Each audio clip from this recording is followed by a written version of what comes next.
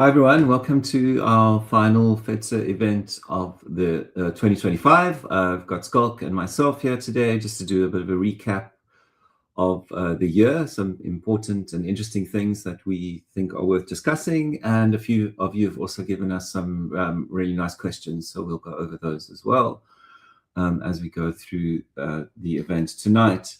Just a quick one to thank our sponsors. We have KRS, who've been sponsoring us I think since the beginning of this year, if I'm right, Schalk. They mostly sponsor our newsletter. If you're not subscribed to that, I'm going to paste a link to the subscription in the chat. And if you want to join that, we send that out twice a month. And it's just interesting things and the development of front end and design. And then we have two long-term sponsors, NML and IO, who've been helping us bring these events to you for many years, both software development companies based in Cape Town. Okay, so the format for today is Scott's put together a nice little FigJam document with some interesting things. We're going to discuss them. We'll go over them. If you have any comments, please just post them in the chat. They'll come through to us here. And then we will also get to the questions that were submitted by participants earlier today. Okay, let me remove the slides and add Schalk. There we go. Okay, there's my LinkedIn, everyone. We actually, the very nice friends that we have at KRS allow us to actually have a 250 Rand TechLot voucher up for grabs for whoever submits the most interesting question. So we've already received a couple here. Maybe Justin, maybe make this layout just a bit bigger so we're a bit smaller, just so people can see a bit more of the screen. I'm also cognizant that, especially this time of the evening, a lot of people are watching on their phones or whatever. So we already have some really nice submitted questions, but you can also submit some questions live now in the text chat, either on LinkedIn or on YouTube, and then your question would still be considered. So we have a TechLot voucher for whoever submits the most interesting question. So honestly, I don't think I've ever felt this unprepared for a talk or an event. I think just trying to make sense of what is worth discussing. I don't even know where to begin. But I guess I think what Justin and I have done, we spent about 5 minutes just like taking some screenshots from all the FEDSA newsletters and everything we shared on the FEDSA site throughout this entire year. Some of it was like, wow, I completely forgot about that. And so a new version of jQuery was released, Yes. Where's that? It's like, wow, I completely forgot about that. Where is that one? Here. Version 4, this year. So and then we kind of just took out some things that we think are kind of worth talking about, circling back to. And then I think what we can do is we can look at some of the questions that people have submitted, either beforehand in here or in the actual text chat, and then we can cycle between that and some of the stuff that we've pulled out ourselves. Yes. And there might be some links as well between questions that have been asked and things we've pulled out. Yes, 100%. I've already some of the stuff around security and so forth, I've already moved over there. But yeah, so I think what a place to start. Probably I think the biggest, And Scott, just on that, if we are going to start there, we actually just got a related question. Yes. Yeah. Okay. So there's the good news and there's bad news. From my side, I would say the good news is no. There's no way. No chance. There's and this isn't just about okay, people are speculating and it's okay, some people are more optimistic and some people are less optimistic. It's just I don't know how to do the math to end up at an answer where AI replaces developers. And I'll tell you why. So the first reason would be that I think one thing that we need to talk about, like when we're talking about prompts and all of that stuff, is that English or language in general, I would say Afrikaans is probably worse. Human language is really bad. It's really imprecise. It's extremely ambivalent and not ambivalent, ambiguous and confusing, and it's very hard, it's very easy to miscommunicate. Okay, this is the reason why coded languages exist. So when I say coded, I mean code like computer code, but I also mean things like notes. You know, like note like musical scores or Mm. like mathematical equations, you know, like that's code. Yeah. It's you have to Yes. encode it and decode it. Symbols. Yeah. And exactly, and the reason why someone doesn't go and write, imagine you have 4 of something and you have 5 of something else, and then you multiply. Well, I can't use the word multiply because multiply is, you know, like coded, and then you increase it by the same amount, but then you take that thing and you divide it in 2 and you only take one of the parts. Like, think about like how more elegantly and precisely you can express that using mathematical symbols. Okay, and it's the same with code as well. I think what a lot of people forget is this idea to kind of create more natural language code is not a new thing. To code in more natural language, I mean, like, this goes as far back as COBOL, this idea. Yeah. But the problem is human language really sucks, and a lot of people actually argue that human language itself is really bad at being human language, you know, which is why I mean, Justin, you would know, yeah, you have a background in literature, Hmm. is, you know, like, so you have things like Esperanto, which is like, you know, in the whole kind of modernist era or whatever, people are like, yeah, human language really sucks, let's design a specific language that's designed to be clear and whatever. Yeah. And obviously, And like, it would get universal. adopted, yeah, get adopted for technical, like, for cultural reasons or whatever. But the point being, like even like language itself, people are like, yeah, this really sucks to communicate between humans, like we need to improve it.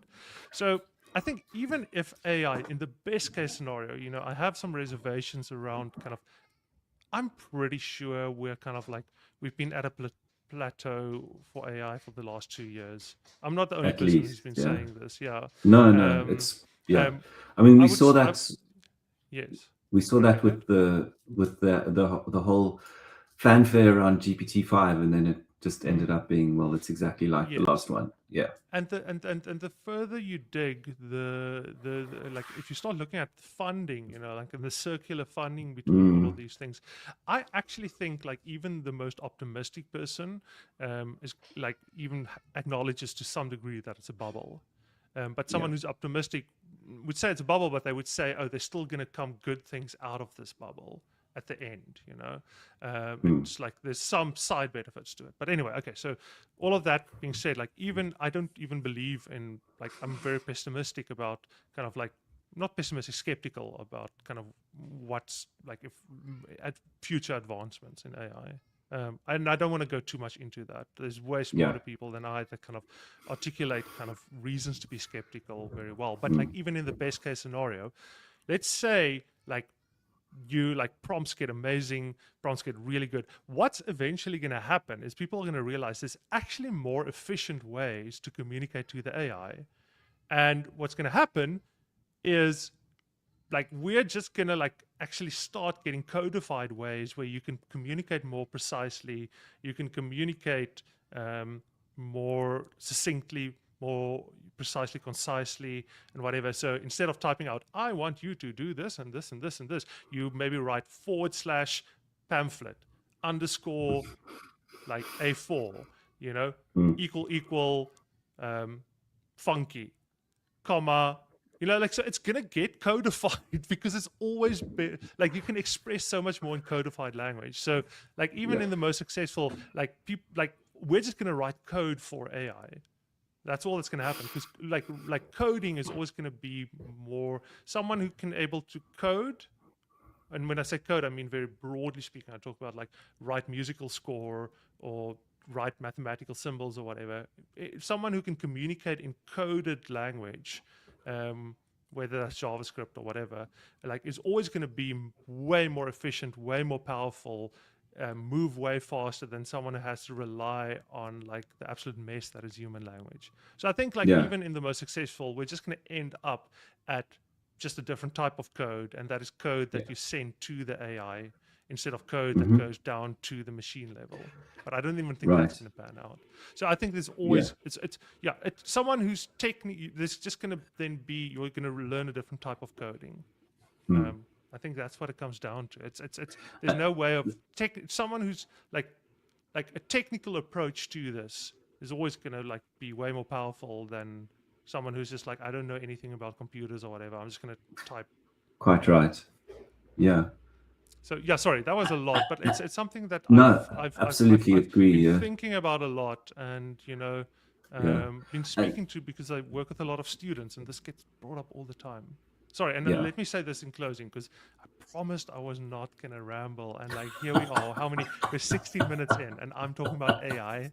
All right, Only GG 10. Only guys, 10. hold on to your Don't worry. butts.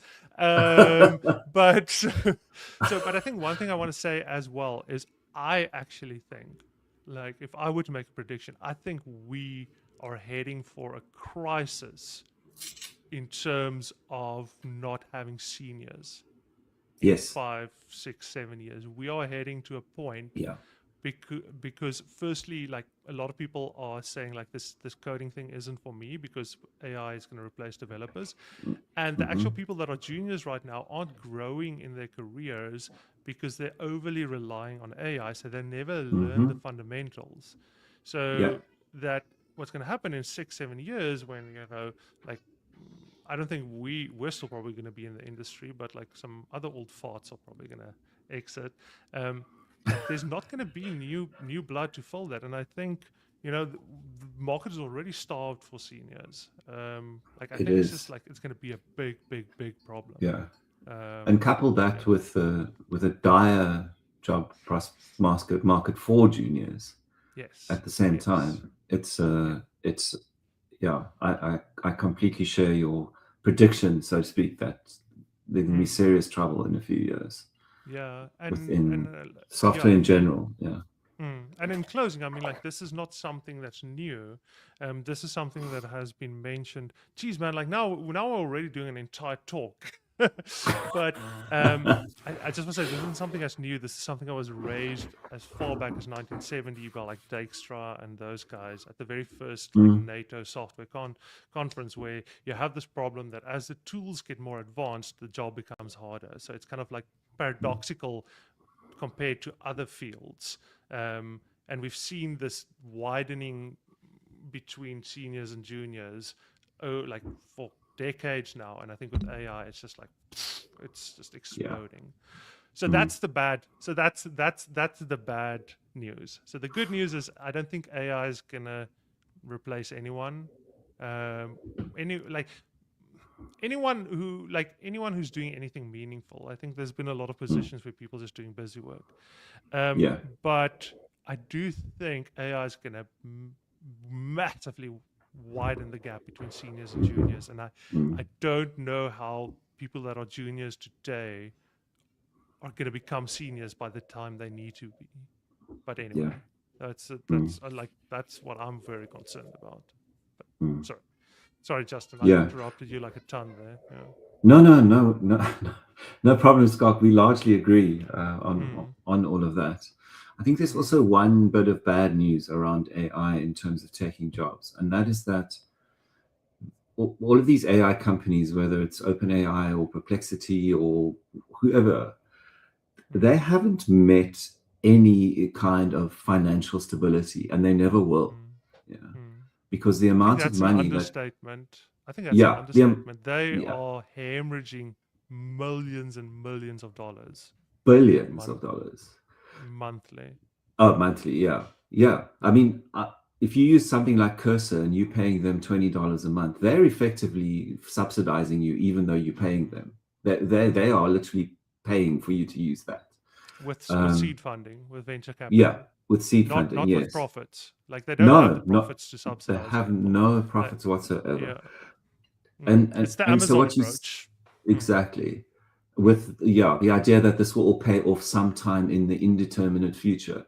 Yes. Yeah. So you just And it's a classic Amazon playbook where yeah, you make your product so cheap that you gain like market monopoly, and then yeah, when you gain market monopoly, then you can start charging the real price.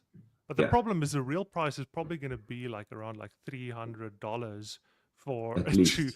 for it to kind of generate the email for you or something, and then people are going to be like, It- like this is cool when it cost me like half a cent for it to type up some like kind of you random summarize email. some Yeah, but 50-page business requirements spec. yes, but I agree with you. Like, and I think Yeah, that's the problem at this point. Yeah.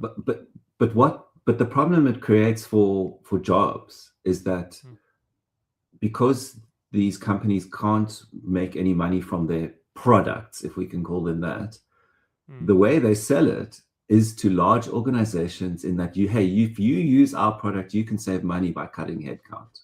yes. Yeah, and that is the selling point of AI companies at the moment. And Mm, it's the only way they can sell themselves really in a yeah. significant way. They're not making any money from your $20 a month subscription to get however many tokens on ChatGPT or whatever it might be. Mm, And organizations buy into that, unfortunately. yeah. And in the short term, that's going to happen. Yeah, there is going to be I mean, we're already seeing it. If you look at entry level positions, are just non-existent. Yeah, Mm, and I don't think that's entirely because of AI, but that no. is a factor that is affecting it. Yeah. So I Yeah. think you're absolutely right that long term we're looking at AI not just changing the way we do things if it's still ubiquitous, but it's definitely not replacing. Mm, But there are all these other caveats around, how organizations work and how the economy is structured and all those kinds of things. mm. The So I think one, short term it could be quite painful, but yeah. long term we'll have to I see. and I think like let me maybe say this and then I'll put a cap on my side because I mean like something like AI Same. we can just go on forever. Yeah. But I think one of the problems that I see is what AI is doing. It's replacing a lot of work I would give to juniors, okay, or Hmm. interns. That work isn't Yes. really valuable. Like if you were doing the work that AI does for if that's the only thing you do at the company, like I don't really think, like mm, I like that's not worth having a position for that type of work. But the problem here is that is kind of busy work I used to give to juniors Mm, just so they can kind of start getting a feel for the product, get a feel for the domain. exactly. So I'd be like, okay, go, like there's all these users, go through all the users. Some of them have like incorrect, like, like there's like incorrect characters that break the system or whatever. Write a little NPM script or whatever that just goes through them, identifies which are the ones. I just take that CSV, throw it to ChatGPT, and it gives it back to me in a couple of minutes. Yeah. Whereas I would previously give that to a junior, but for a junior to go through that process, then they start getting more accustomed to, cool, okay, this is how the data is structured. And then I give them some Exactly. other busy work where I'm like, okay, Mm, cool, there's these two components. I exactly know what we need to do. We're going to refactor it in this way, but like I just don't have the time to actually physically type it out and do it. But I can tell you exactly what to do. Just go and do it. I'm going to write down mm, what you need to do. Now I just give that prompt to Cursor or whatever, and it just so the big problem I see is that like they used to be kind of like all this buffer work that you can give to juniors and whatever, so they can grow and still do something. But yeah. now, like, it kind of feels like if someone just comes in and they are kind of a junior and they can't really contribute that much, I don't know what to give them. I don't know what to tell them Mm, to do. Nowadays, yeah. I just pair program with them. I'm just Yeah. like, cool, let's jump on a call, let's code this together and whatever, and I'll explain as I go. But like, that's not a good use of my time. Not So, at all. so that kind of also makes an argument from a business perspective against actually hiring juniors, because at Yeah, this point it does. juniors are mostly just a drain, um, because you don't have much to give them until they actually become of value and can kind of pay for themselves and so forth. Yeah, unfortunately. Yeah. Yeah, and it's Yeah. that busy work that gets them to the point where Yes. they are becoming a, you know, a Intermediate. value Yeah. person on a Or team. not Yeah. even intermediate, but just like actually, Yes. like I would say, like a junior that can actually do something. Yeah. Um, And it is more independent. Yeah. Yeah. Yeah, yeah. I mean, like when Yeah. I started out, like that was the type of stuff I did. Like it's just like literally like I had to go through like all the CSS files and like look for like real talk. One of the when I just started out, like one of the jobs I was given is like, oh, there's all these CSS rules that aren't getting used. That was such a classic thing of like 10 years ago. You have all these Yeah. CSS selectors and there's no HTML where it actually gets used. So I had to Yeah. just like go and actually check and then say like, okay, we can delete this piece of CSS and kind of like trim the CSS file down. Yeah. Um, Once But again, like I can just give that to AI and like, so I don't know. yeah. Yeah. And So the I thing don't know. is that sounds like a, tedious task or whatever, but you learn so much from something like Yes, that. because you're kind of like with your nose on the ground Yeah, yeah. looking at You're and learning you learn about how HTML and markup language is structured. You're learning about how mm, selectors work. and the It's domain of the actual yeah, product. exactly. And Yeah, patterns in terms of like, oh, these are yes, general patterns and yeah. That's but immensely anyway. valuable as a junior to get to do that kind of work. Yeah, so things honestly, real talk, things aren't looking that great for juniors. Mm, Not because there isn't a need for them, but I think like it's just like there's a lot of noise. And yeah, and I think like we're trying to figure out what to do with juniors, but we need to figure something out because like we need juniors in the pipeline, otherwise there's not going to be seniors. But yes, yeah, yeah. okay. But maybe we can Okay, return to this, but yeah. let's maybe move on to something else. And I think this is maybe a good segue to. Well, you just keep an eye on the actual text chat. See, Yes. is there anything new there? No, no, no, not yet. Okay. There's some good ones here. So, how to start front-end development in 2016, which 2026. 2020, 2016, 2026. Damn, I'm old, man. Yo, I'm old. So I was quick tangent. So the wife and I was the other day. We were kind of like thinking about cool, like where do we want to send the kids to school and whatever. And we started like writing down cool. Okay, if they go to this high school and whatever, and then we kind of like okay, cool. So they matriculate by this date then, and it's like, and we started getting into like 2060, 2080, and we're like, whoa, wow, 2060, 2040, you know. But anyway, so how to start front end development in 2026? I honestly don't know. Yeah, I me neither. don't know. Um, One thing I can confidently say is, working with a lot of students, free code camp, free code camp is the thing Yeah. thus far like compared to Udemy, compared to YouTube videos, compared to tutorials online, like just in terms of pure outcomes from Mm, all my student groups that I work with, Free Code Camp has the no, like their stuff is so good now, dude. Like it's just like you can see it's just something that's been iterated on for such a long time, and it's iterated on by volunteers. yes. So compared to W3 schools or whatever, where it's like okay, it's a business and they want to sell advertising or whatever, and they Yeah. spend some money. Whereas for someone to volunteer to contribute to a curriculum, you have to care about the stuff really.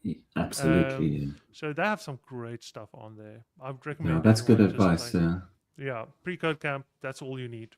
Just do that. Yeah. It's a Just lot, build and stuff. Yeah. yeah, make sure you understand the stuff. Yeah. Yeah. Mm. That's the best I can do. Yeah. I don't have I don't much know to what you add would to say. that. Mm, No, pretty much the same. Yeah. Yeah.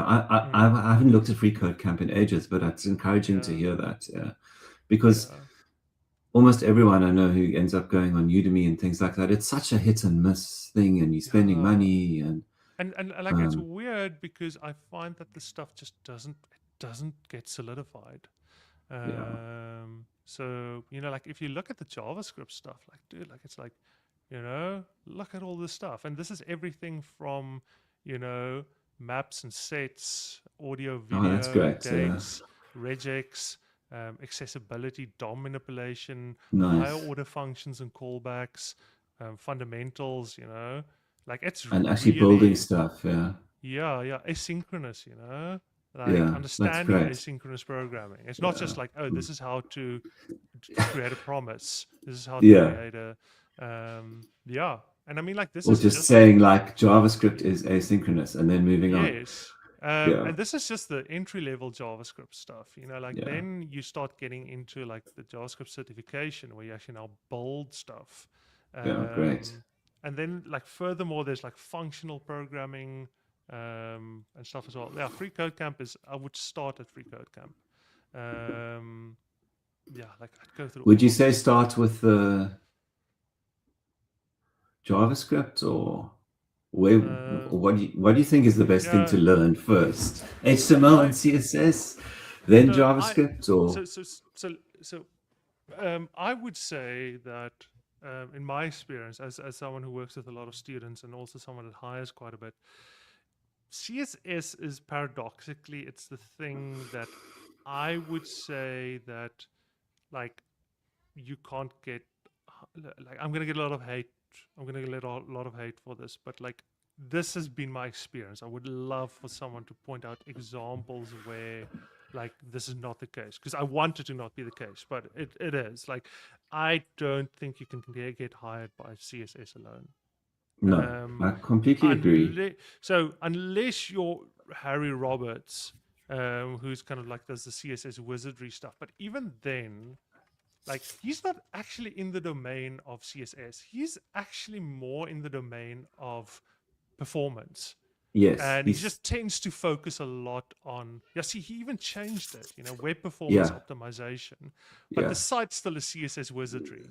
yes, But I'm curious, like, how much the word CSS comes up on his homepage,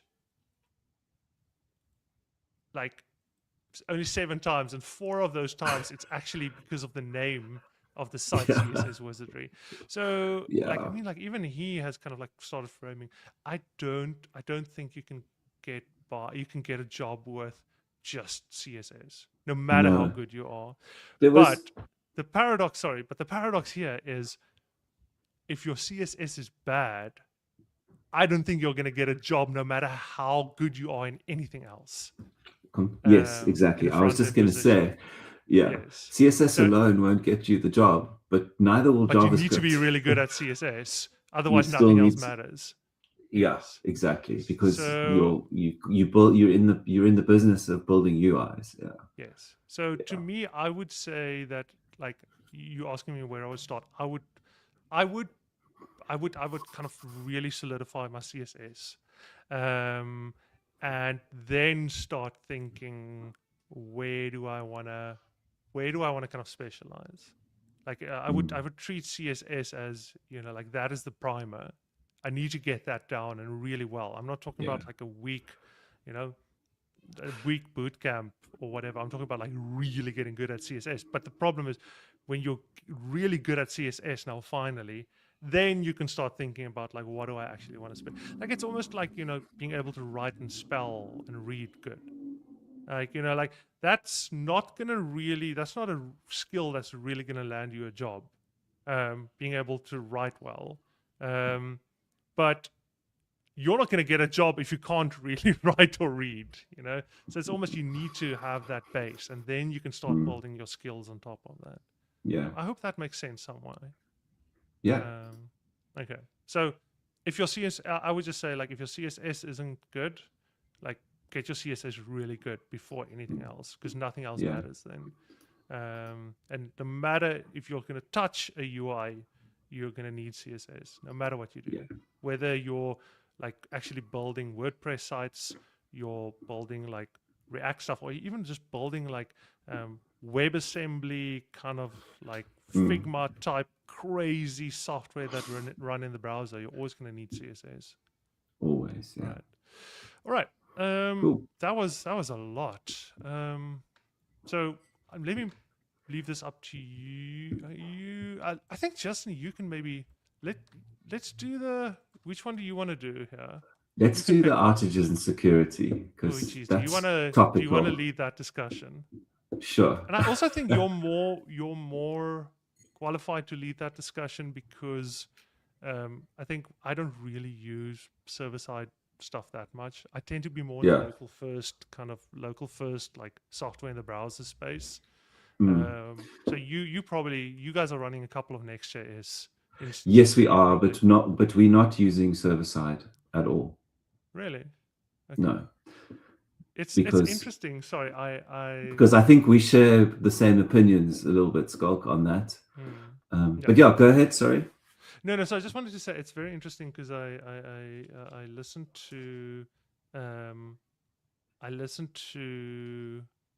a podcast. I think it was JavaScript Jabber, where they kind of interviewed the core team behind Preact, and like so they're gearing up for like the first big Preact release in like 3 years. Like honestly, like the very first stream, probably the third ever stream we did is me doing a talk on Preact, and that Yes. was right around the corner when Preact 10 like got released, and so now they're gearing up for Preact 11 to go out, which is like it's been a really long time. But anyway, so Sure. That's there's this still our big most viewed stream, by the way. interesting. But the question here, like, so then, like, I think there was a lot of conversation about server components and stuff, and like in the podcast that I listened to, and like, what does the Preact team do around that? Because their vision, so I think what they effectively said is they actually don't see, whenever they speak to people, they actually don't see people using server components really that much. No, not at all. Out there in the wild. Yeah. Not to the degree that the React is trying to, like, it almost feels like the React team's vision for React and what people tend to actually just do in the wild out there is very different. Yeah, very different. And I think like, and I think, and this is not to say there's not a case for server components, but it's like by and large, it seems most people are creating some variation of a single page app with maybe some server side rendering here and there, Yes. which I found interesting. And I think so. The point of it being, the Preact team said they're actually just going to double down on this idea of not being a server thing, just being a thing for the browser, and do that really well instead of trying to, Yes. And so, to a certain degree, what Evan you did with Vue.js, where he was unhappy with the direction that Angular 2 was going in, and he's going to continue where Angular 1 left off, just as a new framework. And I think this is how the Preact team is trying to position themselves at this point. Whether that pans out or not, I think they're trying to position themselves as the spiritual successor to where React would have gone pre-server components. Right. And like continuing that lineage. But anyway, so let's get back to this. No, just on this quickly on server components, because that could be a whole talk. What concerns me about it is Vercel's influence over the React ecosystem through Next. Because I mean, we've been using Next for a long time, but we started using Next when it was just your plain old pages, and it gave you some nice routing out of the box, and that was about it. And it was great for that because you didn't need to go, and it was pre-React router being stable and all of that, and it gave you, without having to install it was just a nicer abstraction over something. It was a very, very nice with Webpack. Exactly. Exactly. It just saved you like configuring like some big ass Webpack file. Fighting Webpack until it killed you. Yeah. But you could, like, if you were like, if Next.js died tomorrow, you'd be like, okay, I can just write this myself. Oh yeah, sure, and it would be pretty easy. Yeah. Yes. But so I mean, that was our primary motivation. And then you kind of get in a framework, and then you're in the framework.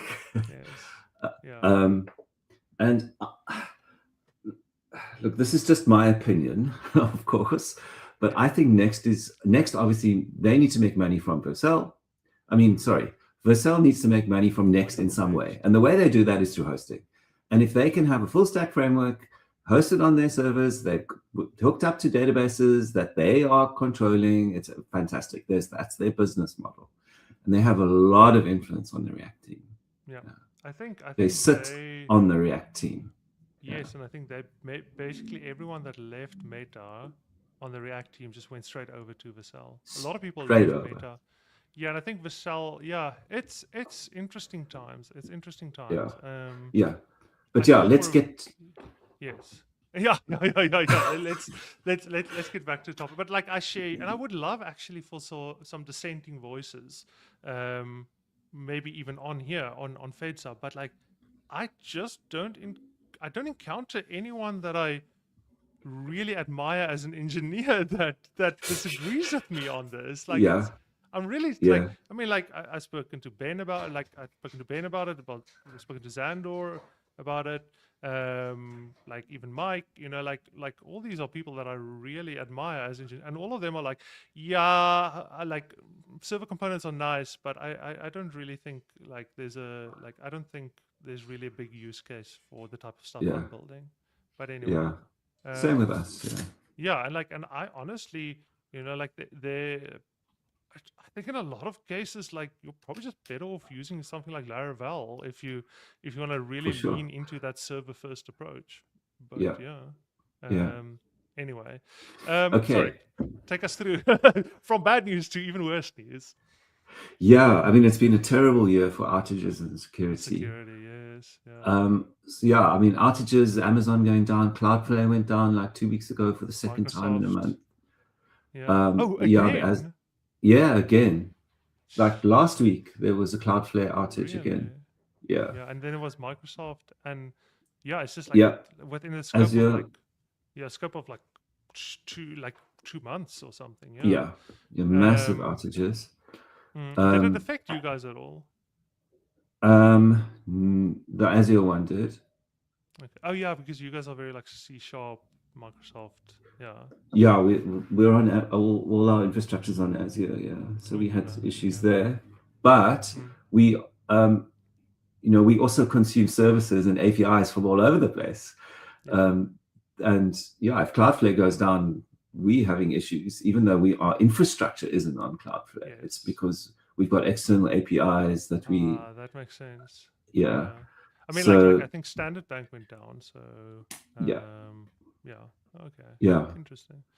I Yeah, won't it's not mention any great. names, but of our clients, but yeah, we had some issues. Yeah. Yeah. So there's that. Yeah.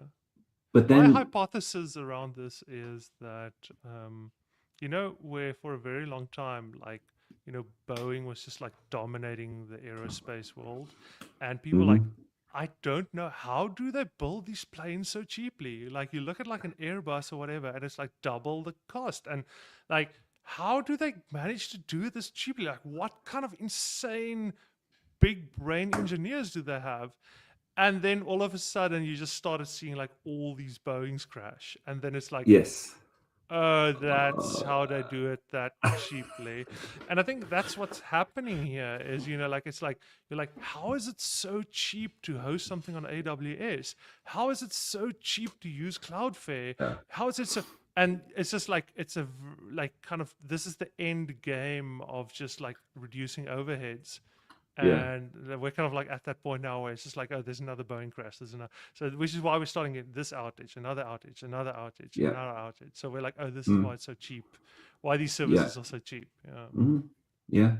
And as more and more software gets developed, and this is another byproduct of AI, isn't it? That people, with your Lovables and Bolt and whatnot, anybody can go in there and create something and host it. Now that I'm going to host it on AWS or wherever. Yeah. There's just more and more pressure on systems. Yeah. Without even knowing what AWS is. Yeah. Yeah. It's literally just click a button and it's very dangerous. Anyway, that's a Mm. whole other discussion. So there's the outages, and then in terms Yeah, of security, there's two ones. So the one is just like yeah. there's been a lot of Next.js stuff. So we did mention, there's been Well, a. Sorry, go ahead.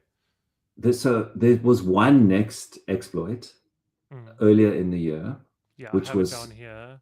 This server. one. I think you actually Yeah, wrote this for the newsletter. I did. Yeah, Yeah. and again, this was a middleware exploit Mm. um, in in Next. The one that occurred last week was Yes. actually a React Yeah, server component exploit one. Yeah. within React Server Components, and it affected certain versions of React DOM and React Router. Yeah. Yeah. So Yeah. Next was affected as a byproduct of the React Yeah. vulnerability. And you might think, oh well, we'll just patch it or whatever. I'm reading so many horror stories of people who've been affected by this. Crypto miners being installed on their servers if they're self-hosting. Just Mm. horrible, horrible stuff that's happened. People having to completely wipe their servers and reinstall everything. It Yeah. was very serious, and it was not caught in time. Yes. Um, and there were a lot of systems that were compromised. Yeah, And I mean, yeah, like, this is regardless whether this kind of coupling of the front end and the back end through React server components is a good or a bad thing. I think we've yeah, both made it clear that we are not necessarily the biggest fans. yeah. Regardless of any value judgment, this is just objectively a downstream effect of that coupling. Because if you Yeah, have your front absolutely. end and your front end only talks to your back end through a REST API, Yeah, and that has its own layer of security and permissions and whatever. Your front end's completely like decoupled from that. There's no real. It's very hard to get something all the way from the UI through all of the layers of like exactly. escaping the strings, all of the stuff that React does by default, and then finally into the Axios and whatever, and sending it up, and then on the server not actually like letting it through, and then like it's like all these decoupled layers. And one of the problems is if you have this big bundle now of like a component that's like Mhm. all the way from the UI all the way to the database queries, like one flaw in that, it's a single point of failure. Yeah. So I think Mm. that's an And interesting it's side effect. Yeah. yeah, yeah. And this exploit only affected React and Next if you were using exactly that pattern. Yeah. Yeah, If exactly. you had a decoupled front end in a standard kind of structure for an application, you're absolutely fine. Yeah. Yeah, yeah, yeah. Yeah.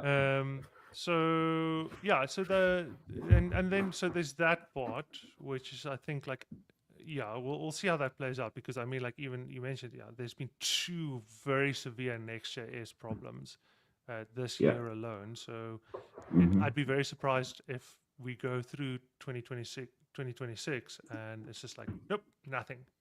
Yeah. Especially as like these things are getting rolled out more and more and more. Um, Yeah. but so there's that, Because and then yeah, go ahead. there's something that's also happening and related to AI tools. Yeah. Mm, If you go and prompt an AI builder or whatever, by default, it's going to give you a React application. yes, That's just the way yes. these things work, right? Shad And more CN, often Shad CN. with Shadcn and Tailwind, right? And Yeah, often like it's actually going to give you a next application by default, which I see happening interesting. also. Yeah. Yeah. I mean, obviously V0 is next because it's for sales, but yeah. Yes. Um, Yeah. I mean, you go and Okay. I did a little bit of an experiment with Claude, where I Mm, asked it to create a button component, and it mm, went and stuck a use clients directive in that button component at the top. yeah. So Yeah. all these AI tools are doing all this kinds of stuff. You And it don't makes sense really know because what you're doing. You're building a whole yes. application in Lovable or whatever, and Mm. you're just introducing all these massive vulnerabilities. Yeah, which I mean, like, brings us to one thing that I actually forgot happened this year, which is like the T app. like all of that. Ah, yes, the T app. Yeah. So Maybe like that. tell people what the T app was. Yeah, like so it was this like I don't want to go too much into it, but it was this app where I think like only women could sign up, and then they could share like stories about men they dated or whatever. Yeah. Um, and but effectively, like the guy who built it did a 2-month boot camp, um, web boot camp, and then he just built it with Bolt or Lovable, one of these, um, Mm, and it just got millions and millions of users, and then it just got hacked, yeah. and And all using the users. prettier is the delicious irony as well. Yeah. Oh, geez. And read here now as well the ESLint config stuff also, like Yeah. which brings me to a second. So we're talking about like kind of actual like that level, but then there's also like the supply chain. A lot of supply chain stuff Yes. happening this Yeah. year. Like I mentioned the ESLint config prettier.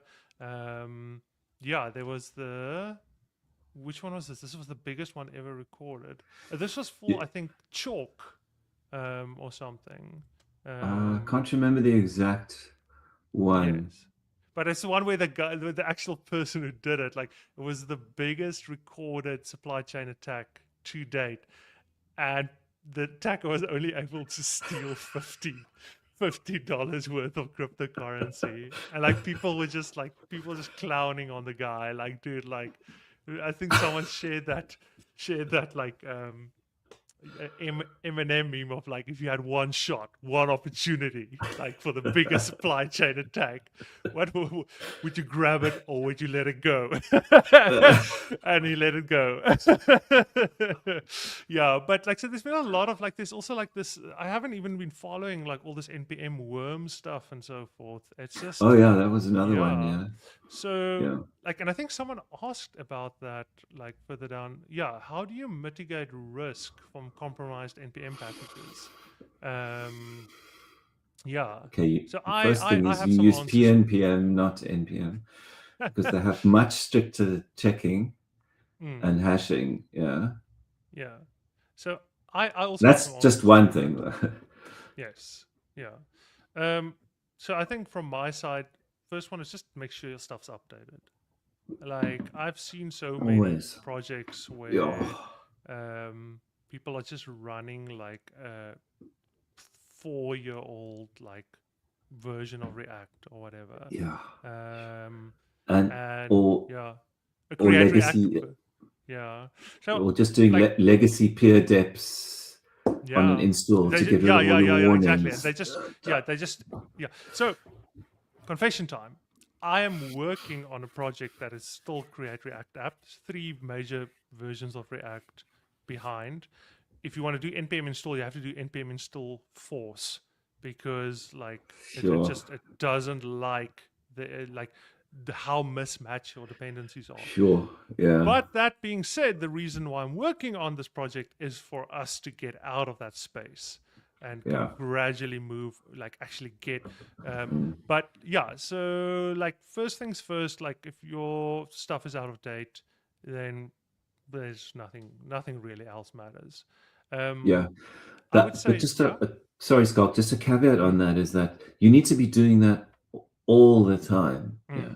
If you leave it for just a short amount of time and then you miss like an upgrade or whatever, and you're like, oh, we need to upgrade, you can get yourself into so many weeds where mm, literally you're spending an entire sprint of your development time yes. just Yeah. fixing errors and incompatibilities Yes. and builds that are failing and yeah.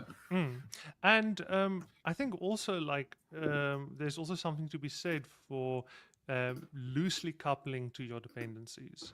Yeah. Um, if you if you tend to like try and as loosely as possible couple to your dependencies. So a good example is so I'm really enjoying TanStack Router at the moment. I'm using TanStack Router in all my projects. But like I'm very cognizant to very loosely couple my code to it. Like you can go Yeah. all in where like literally your entire app just hinges on TanStack router. Like it controls everything from the data loading to everything. Just it gets funneled through TanStack router. Yeah. But the problem is then if there's a major like API change, Yeah. you basically have to rewrite your entire app. So if you Yes. very loosely couple and you kind of abstract, you create your little kind of a little bit of a adapter layer between React router and your actual code that you're writing. Like it's a lot less painful just bumping a major version, and then you just ensure this little adapter layer that you have kind of makes Yeah. the necessary tweaks and whatever for it to work with Yes. the new thing. Yeah. So I That's tend really to good advice. abstract. Yeah. I tend to abstract most of my dependencies a bit more generally, and that Mm. so then it's much more easier to keep things up to date. I find Yeah. that when it's hard to update things, it's usually because you've coupled your actual code too tightly to your dependencies. Yeah. That's a very good Which point. Next.js comes up again, like it's like Yeah. I just see people just like, um, like couple their code so closely to Next.js that like Yes. if they want to move away from Next.js, they're just gonna basically have to rewrite the entire code base. Yeah. Yeah. That's very, So very bad to do that. Yeah. yes, so Use if the bits if of Next Vercel that make your life easier exactly. and leave it at that. Yeah. Yes. And create a little bit of a small abstraction, just like that Yeah. kind of decouples it a little bit, where you can kind of swap other things in if you need to. Because if Exactly. Yeah. Vercel decides tomorrow, actually, our hosting is now going to cost $3 trillion per month, then like, Yeah. what are you going to do? Yeah. Yeah. So Or Next is now an enterprise product. Please yeah, pay us yeah, $2,000 a month per developer. yeah. You need to get an enterprise plan. Yeah. Otherwise, it shows like trial version, like really Yeah, big at the top of your exactly. website. So Yeah, yeah, I okay. think So the for other, yes, if I sorry, can just go ahead. add one little thing there as well. Also, just do you need this npm package? Dependency. Yes. Do you Yes. need another dependency? Yeah, often you don't. Yeah, Mm, yeah. mm, mm. A lot of Yeah. things that you can just abstract into a function, a helper, a hook, whatever it might be. Yeah. Other thing as Um, well is make sure that the stuff you're using is popular. yeah, So there's no way I'm installing anything that has less than 1,000 downloads a week on yeah. npm, That's a very good because metric. Yeah, so like the only thing is like why that's useful. Like it's obviously not a measure of quality in itself, but if you have that many people using it, what's that thing about like lots of eyes make all bugs shallow. If there's mm, only 3 downloads a week and it's you and 2 other guys, and there's some critical massive bug here that's literally leaking all your user info, it's up to you and those 2 other guys to actually catch it. yeah, If and there's and thousands, probably fix it. Yeah, yes.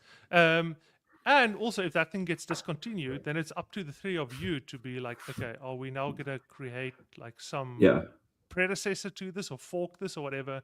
yeah. If you're using something that's very popular, then like if that thing gets deleted or Faker.js is a good example. Yes. Faker.js is really popular, and the guy like who maintained it just had like a mental break, and he started building bombs in his basement and uploading viruses into Faker.js and whatever. And the community was Such, just like, and oh, immediately that was like such a wild event.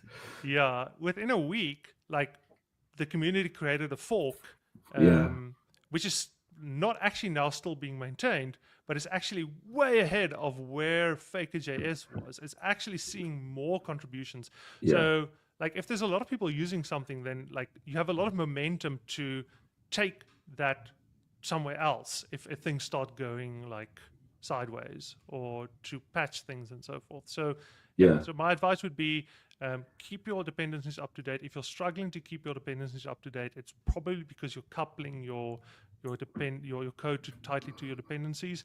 Make sure that you only rely on packages that have a certain amount of weekly users. And then I think the last thing I would say is kind of what we touched on as well. And I mean, like, this would be my advice just because this is the way I code. People that code in other ways might have other pieces of advice, but for me, because I ensure that my front end is very decoupled from my back end, as long as I keep that HTTP little pipe that HTTP pipe that flows to the server and back. As long as I keep that locked down, then I'm good. Like there's nothing else. There's nothing that can happen on the front end that is really gonna like have severe consequences unless it can get through that little pipe. Yeah. So most of these things, even that supply chain attack that kind of I mentioned, this one, the biggest one on record, it was actually for a package that most people ran in their build step and not on a server something. It was for Schalk, which allows you to like change the colors of your terminal text. So if you're writing a CLI script or something. So it only affected you if you were running that on a server.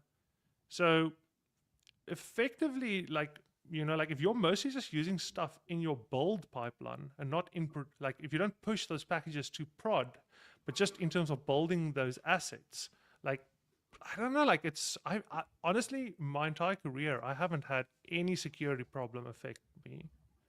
No, me Any neither. npm security because of that, because like I don't actually, real talk, I don't use npm on the server.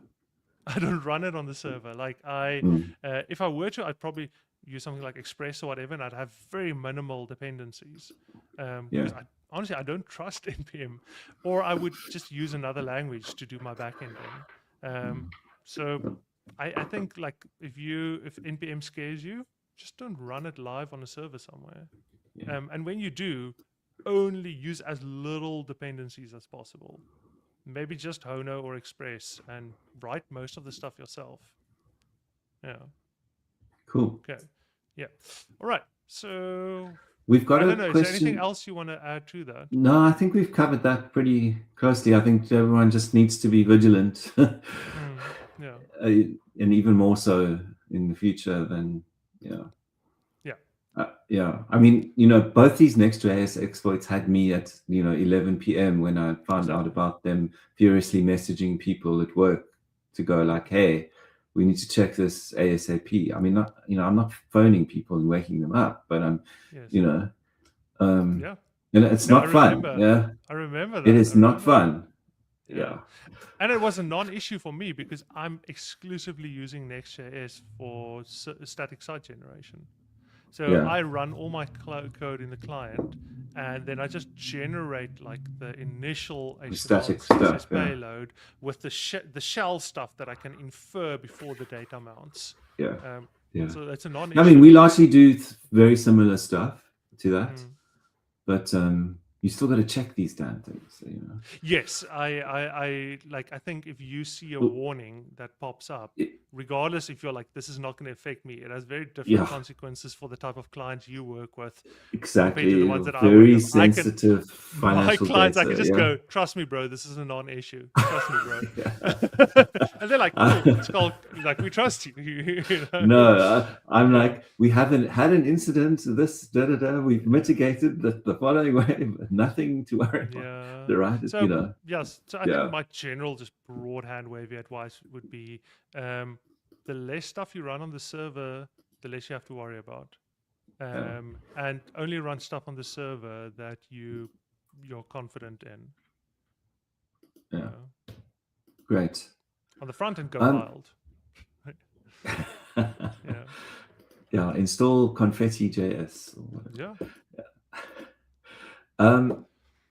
Schalk, we've got a question in the chat, which I think might have been asked via the form as well, around design systems. So maybe we should move to that one. No, but I think it's actually something that Yes, unpopular opinions.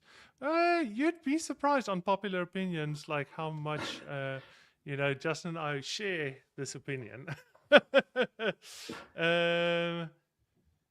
So this is around how do we do things rapidly, given AI, and then also human-centered? Well, I mean, I would say the answer is you don't. Yes, and I don't think you ever could. And exactly. It's always attention, which is which is there's always attention. Which is why it's your job to manage that tension and advocate and be a squeaky wheel when you need to. Yeah. I mean, I'm pre-AI tools or whatever.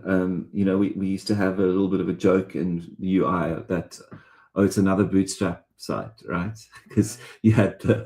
you had the navigation bar, you had the hero, you had the three cards, Mm. the footer with three columns, Yeah. and then it would, scale the Bootstrap website. Yeah. Now, Now it's the in the bolt. era of It's the bolt one. I can see a no, bolt no, one from a mile it's away. the it's the Shanty N era. Yeah. Yeah. Yeah. It's the Like Shanty that N era. gradient text in the hero. Like whenever I see that, I'm like, bruh. Yeah. Okay. Yeah, there's a Yeah. huge tension between those kinds of things. But what do we mean when we say human centered, right? Mm, Um, that doesn't come from your design system. Yeah, that comes mm, from your use cases. Yeah, mm. and it comes I from speaking to humans. Yeah, I would go as far as saying like, what is that? It's not Cunningham's law. It's one of these like the computer science laws, which is that your product is going to reflect the internal dynamics of your company. So the way your Yes. company is structured, the way your company is governed, is gonna your product is gonna resemble that.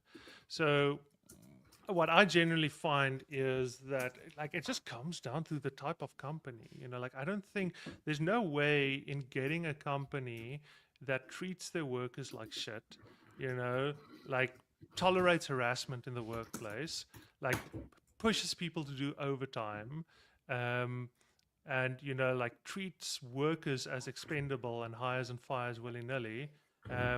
There's no way like you can get that company through some type of magic solution to No now chance. all of a sudden be like, accessibility is really important. Yeah. Respecting Mm, users is really important. Not using dark patterns is really important, and we should yeah. invest in that. Like, it's just Mm, at the end of the day, like, it's just shitty companies are going to build shitty things. Um, Companies that care are going to build stuff like that. They're going to, if you care about employees, you're going to care about users. yeah. Um, Quite so right. I don't think Conway's Law. Yes, good stuff. All right. You can see someone has their hands on a keyboard. I don't. That was me. Yeah, no, I know. Did you Google that or did you know that? No, no, I knew it. I just thought that Yeah, well, there it you would be go. better to. I'll put it in the chat for everyone. Yeah, I see. So Conway's Law, yes. So I don't know. Like I'm of the very pessimistic view that human centered was never a thing. Mm, Human centered was like human centered was uh so there's this concept like about security theater. So there's this idea that when you go to an airport, like all the checks and stuff, you have to like take off your shoes and whatever. Like these things aren't really effective, mm, but it's done on your behalf to make you feel more safe, to make you mm. feel like, okay, cool, yeah, I can feel safe. They're going out of their way. Like, I mean, people are taking off their belts, you know, like they Yeah. have to put their water bottle. You have to switch off your phone when the like they're very adamant. You have to switch off your phone when the plane takes off and whatever. Which makes Like, absolutely no difference whatsoever. no, Yeah. no, exactly. Like, Yeah. I can Or promise or you, them telling there's you what to do if the plane crashes into the ocean. Uh, yes, Under yeah. the, giving Like the it's impression also that the you thing might about like survive. the yeah putting your head in the brace position as well is Yeah. actually doesn't really make a difference, but it actually the point is it keeps people calm and Yeah. it lets them feel like they're actually doing something. And like so they call that security theater. It's actually more to create this theater of security.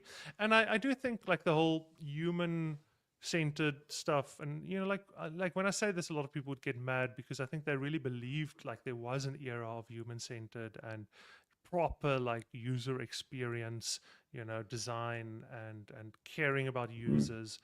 I don't think there ever was. I think it was just theater. It was design theater. It was to make the team feel like we're actually building something of value. Okay, like it was basically just like management was like, hey, here's a bit of money here, just as a general, to make the team feel a bit more valued, for morale or whatever, instead of a pizza party, let them do a little bit of like user research and whatever. But I think at the end of the day, like, users are only useful insofar that you get money from them.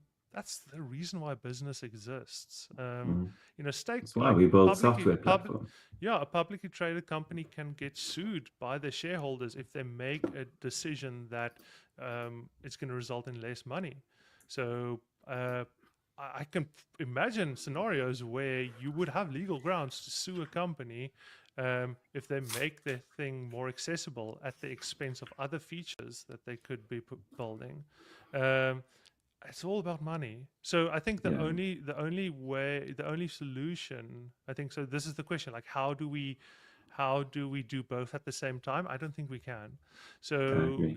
to me, like, the only solution, if you care about these things, is to be a squeaky wheel. I don't think there is a business case that can be made. The same with accessibility. People have been writing books about the business case for accessibility and whatever. And like, accessibility is just getting worse and worse and worse every year. Clearly, it's not Yeah. working.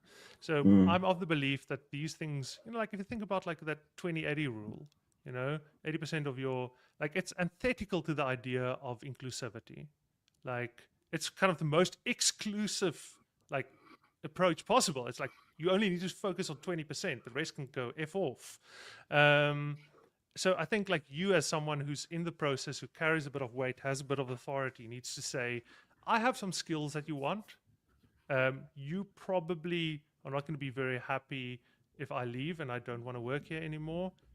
Granted, like, if you're in a position where you have that leverage, to say that as part of me working on this project, this is my demand. And my demand is that we spend time doing this thing that is like that is orthogonal to your business incentives. Mm. It's gonna not be a good return on investment for you to do proper accessibility. It's gonna take longer to build. It's gonna require more work, and you're not Yeah. gonna see more profit from it. But like, but I'm kind of using my leverage here to ensure that, like, at the very least, like, we're tilting a little bit more into the direction of the things that I care about. To me, Yeah. that's the answer. I think it's a very cynical approach, but it's the only one that I've had any success with. I don't know Yeah. what your feeling No, is on that, Justin. I largely agree with that. It, I'm a firm believer in what you were saying about around Conway's law, Scott, that Mm, the organization needs to have the will to do that kind of thing. yeah. Um, No. you're not gonna you're not gonna force it in any way if it's not already part of what an organization does. Yeah. Yeah. Yeah. Um, And I'm and I mean, also, yeah, go. sorry, just in terms of the question around AI assisted stuff on this, as soon as you turning your user interfaces over to AI, you're getting something that's probably going to look fine, but it's Mm. probably not going to work No, in the way 100%. that you want it to. No, 100%. Um, Because the whole point about markup is that it adds additional information that's not self-evident from the design itself. exactly. So whether something is a article or a section or a aside, like, that is stuff that's semantic. And Mm, like, AI has no way of knowing what that should be because it doesn't know the intent. It doesn't exactly. it like it if you tell it, build me a Netflix app, it doesn't understand how you want to structure that. It can just look at what a Netflix app looks like and visually recreate it without Yeah. actually understanding the semantic Mm, meaning under all the things that it created. But yeah, yeah. yeah. Exactly. Yeah. Um, yeah. So, like, my answer is, I don't think there was ever a time where we could hit both those. Like, it's that proverb of, if you chase two rabbits, you're not going to catch either. So I don't think like trying to do both of those. You're either at an organization that cares about one or cares about the other. And if you're at an organization that doesn't care about the thing you care about, then you need to either just like use your leverage to kind of get some of that, or I'm also really don't like moralizing this, because I think I'm in a position where I can do that, But a lot of people, Same. they just want to buy groceries and they just want Yeah. to like actually pay off their student debt. And I think expecting them to be a champion for like accessibility and so forth is not fair. I But completely agree. Yeah, yeah, completely agree. um, I'm in a position of having worked in an organization for many, many years where and I'm in a leadership position and I can guide these things. It's a very privileged space to be in. Yeah. yes. Um, So and I yes, would my never go ahead. expect, sorry, Scott, someone, you know, say a junior on my team to suddenly become an accessibility champion within the organization. Of course, Mm, you know, that is mm, unreasonable. Yeah. yeah. Um, So I think my People need to question, come to work, do their work, go home and spend time with their family.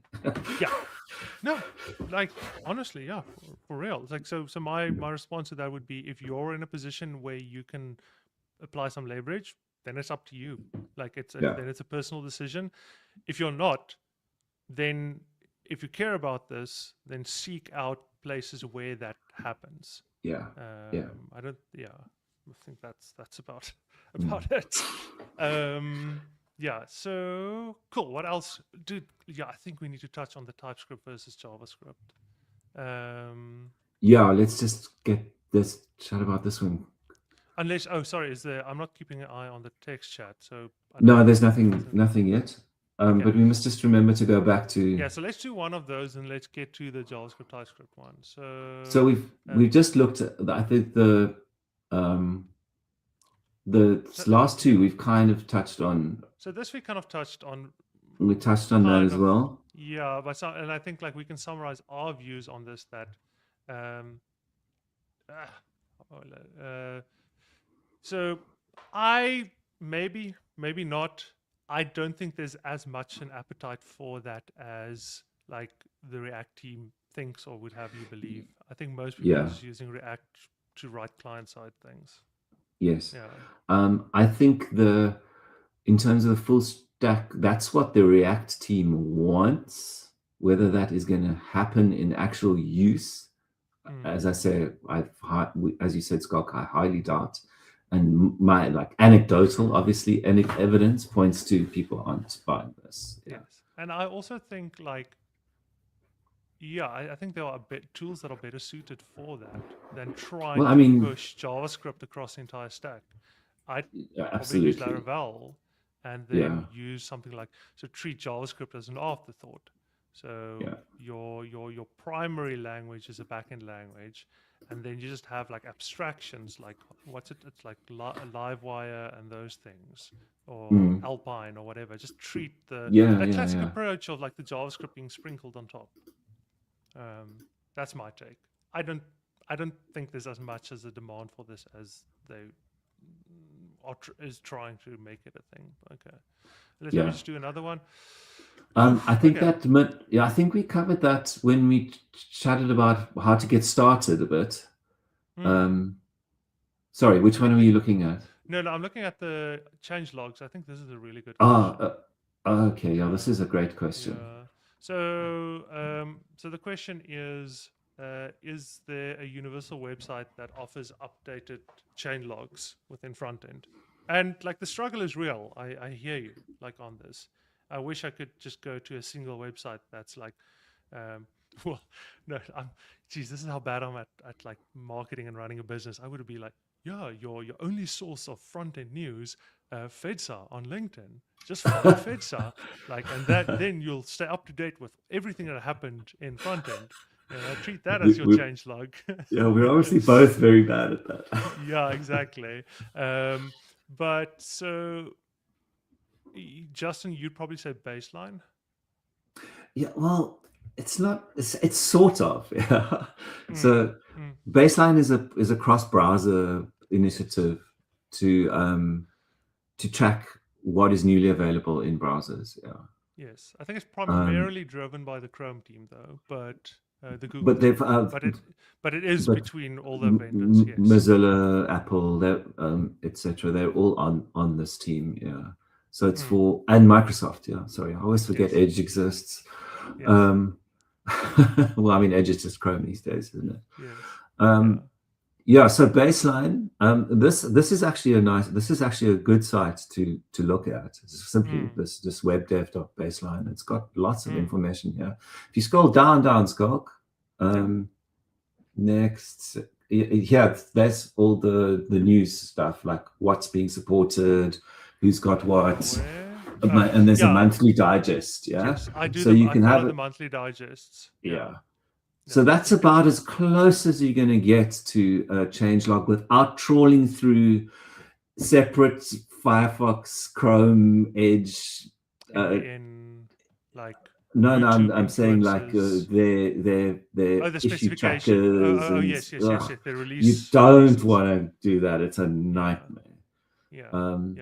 But this is when I say something becomes baseline, it means it's now supported in that major browser set of Chrome, Edge, Firefox, and Safari. It's interesting to me that they don't have a newsletter. Yeah, you'd think that would be. I would love to just get a monthly like digest of these. But I think one key thing here also to note about baseline isn't new stuff that landed. Baseline is stuff that has reached quote unquote baseline, and they actually explain what that is. But like baseline is supposed to just be a catch-all term for you can use this now in production, like without worrying. So like this is going to work on most browsers. This is going to work on most versions of recent versions of most browsers. So you're not going to find stuff that got released and like that Safari or that Firefox has implemented and Chrome has implemented, but Safari still hasn't implemented, because there's no point in implementing stuff that like now you have to think about like this random other browser that's not gonna break. So I think this is a good one as well, because there's a lot of stuff like getting released and so forth, as Justin said, if you just follow like the Firefox release or whatever. But what you really want to know is what is stuff that's now supported. What can I start using in my real work right now? And what's really cool, not a lot of people know this, but if you open VS Code, let me just I was looking at images for if you open VS Code, and if you it has, I think, a couple of releases ago, let's just do test CSS, it actually now displays the baseline info right in here. So right. If I were to go, let's just say body, and I go background, red or whatever, and I hover over background, cool, that little baseline icon. Okay, and you can see it hit baseline in 2015. If I and go that's sorry, just while you're there showing that MDN in blue is an actual link to the reference, which is great. Yes. Yeah. So, but like, so this is more retroactive. If you're using stuff and you want to see actually, can I use this? So, for example, what would be a good example? FYI, do you still use Can I Use? I don't really use it that much anymore. Do you Not still often. Use it? No, I mostly use MDN because MDN now is the baseline it shows compatibility at the bottom. Exactly. I don't really use it that much anymore. Well, let me think about something that's pretty. Let's go line clamp. Good one. So line clamp. Let's go line clamp 3. Okay. Limited availability. Okay. So it's not baseline. So then okay. And then you can click on the MDN reference. Yes. And then go down to the bottom of the page. Yes. And there you'll see the browser compatibility, and it'll show you that you can use line clamp, but you can't use line clamp none in some browsers. So sometimes there's a little bit of a like there's nuance to it, but like here it also says not fully implemented in. Okay, so this is if you retroactively want to see is this thing supported. But then the other question is, how do I keep up with stuff that reach baseline? And this is it. Like you have to literally go, oh hey, it's December, is the new baseline out? Yes, exactly. So I might just create a tool that kind of just scrapes the website and just like manually mails it out. But so okay, but the other thing is as well, I think a lot of people are like, I recommend this to a lot of people, and then like, oh, awesome, okay, cool, and then they're like, okay, cool, what came out? Color mix, compression streams, cool, yeah, let's or web RTC, SCTP information, cool, awesome, let's learn about this, and then it's like, holy shit, Yeah, like this, like exactly. look at all this stuff here on the side, like wow, so I think it's like there's a question about like knowing what comes out and keeping up with what comes out. And Yeah, I'm going to be exactly. real, I actually submitted a talk to DevCon for next year entitled a survival guide to the upcoming age of CSS fatigue. And I don't know, for anyone who was around kind of like at the ES6 era, like almost a decade ago, where all of a sudden we had ES6, and then like we just had like all these browsers like pushing all this new JavaScript stuff out all the time, and all these frameworks and whatever.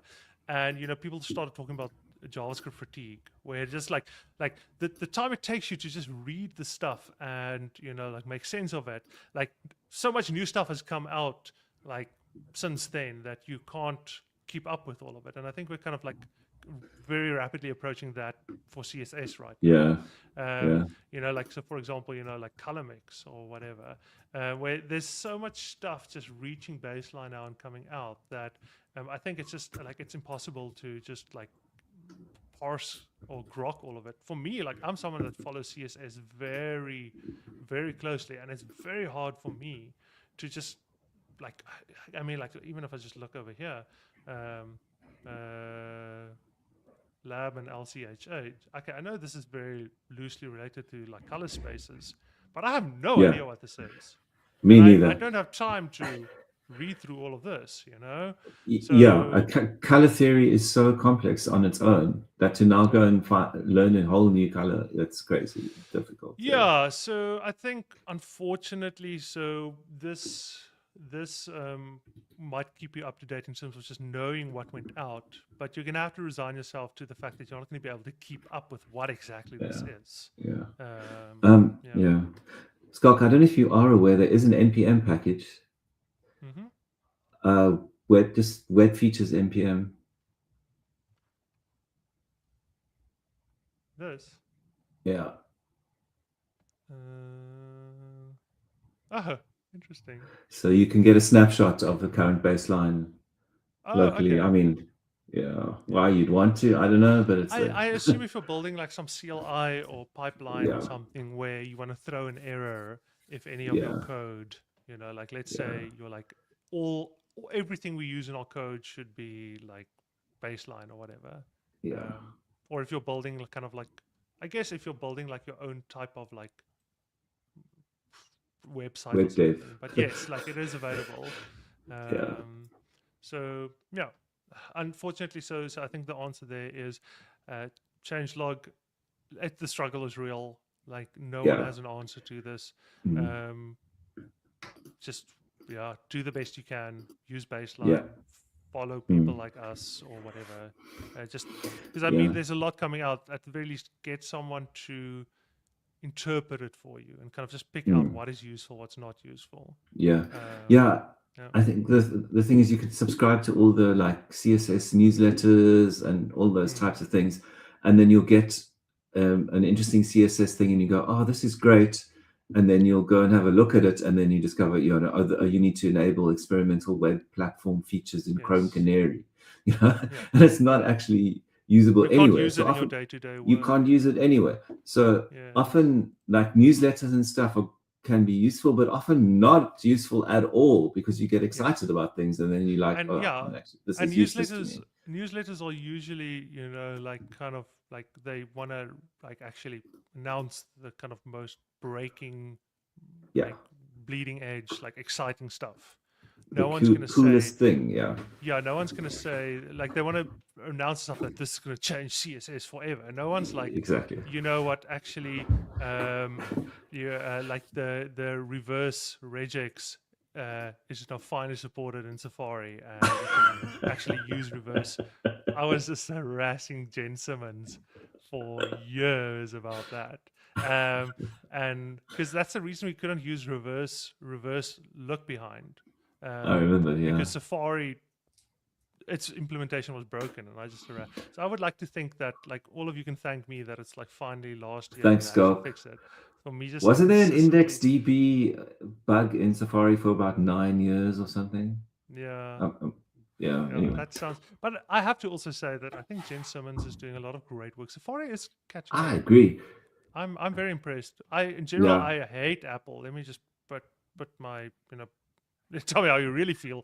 I really despise Apple. I think if you care about the web, Apple is not your friend. I Very agree, clearly. Yeah, despite very being a Mac clearly. user. Yeah, like Justin loves Apple, but like he would agree that and Apple as a Terrible for the web. company is very antagonistic to the web platform, and it's in their interest for the web platform to fail. But Yes. Jen Simmons has been doing amazing stuff with the Safari Yeah, team, and they've really been catching up. I have to give they credit have. where credit is due. Yeah. Yeah. And I think so. Like this all leads into kind of another good one, which is like which YouTube channels are good to follow. I would just say right off the top of my head, without thinking about this too much, Kevin Powell is. I was going to say, Yeah, Kevin Powell. If you don't know Kevin Powell, like he is just like the guy has such. Honestly, I don't know how much of this is. Look at all this random shit in my. Like the guy, I don't know, like I just like I can listen to him speak on anything. He is just such a so cool, soothing yeah. voice and soothing demeanor. I can just tell me more about this random thing that I care nothing about. But yeah, like his stuff on CSS and like he really Brilliant. has some amazing stuff. Brilliant. Yeah. He was on Sharp Talk Show recently. Yeah, I listened to that one. Yeah. Yeah, such a cool dude as well. Such a like really solid dude. Like I think especially in this age where you have like all these YouTube grifters that are just like, Yeah. you know, let's quickly just search for Next.js security. There's probably going to be like, look, you know, Next.js security React vulnerability will break the internet. yeah, like it's just like this is the type of shit you have to deal with like every day. Yeah, just terrible stuff. Yeah, so But I have to say, like, also to kind of maybe add on to that, I know Primogen gets a lot of hate, and I really like his stuff. Like, he's a bit of an acquired taste, but like, yes, I think if you if his general demeanor, like and I'm saying this as someone who's also has this very similar kind of demeanor that's very like intense and and like goes on tangents or whatever.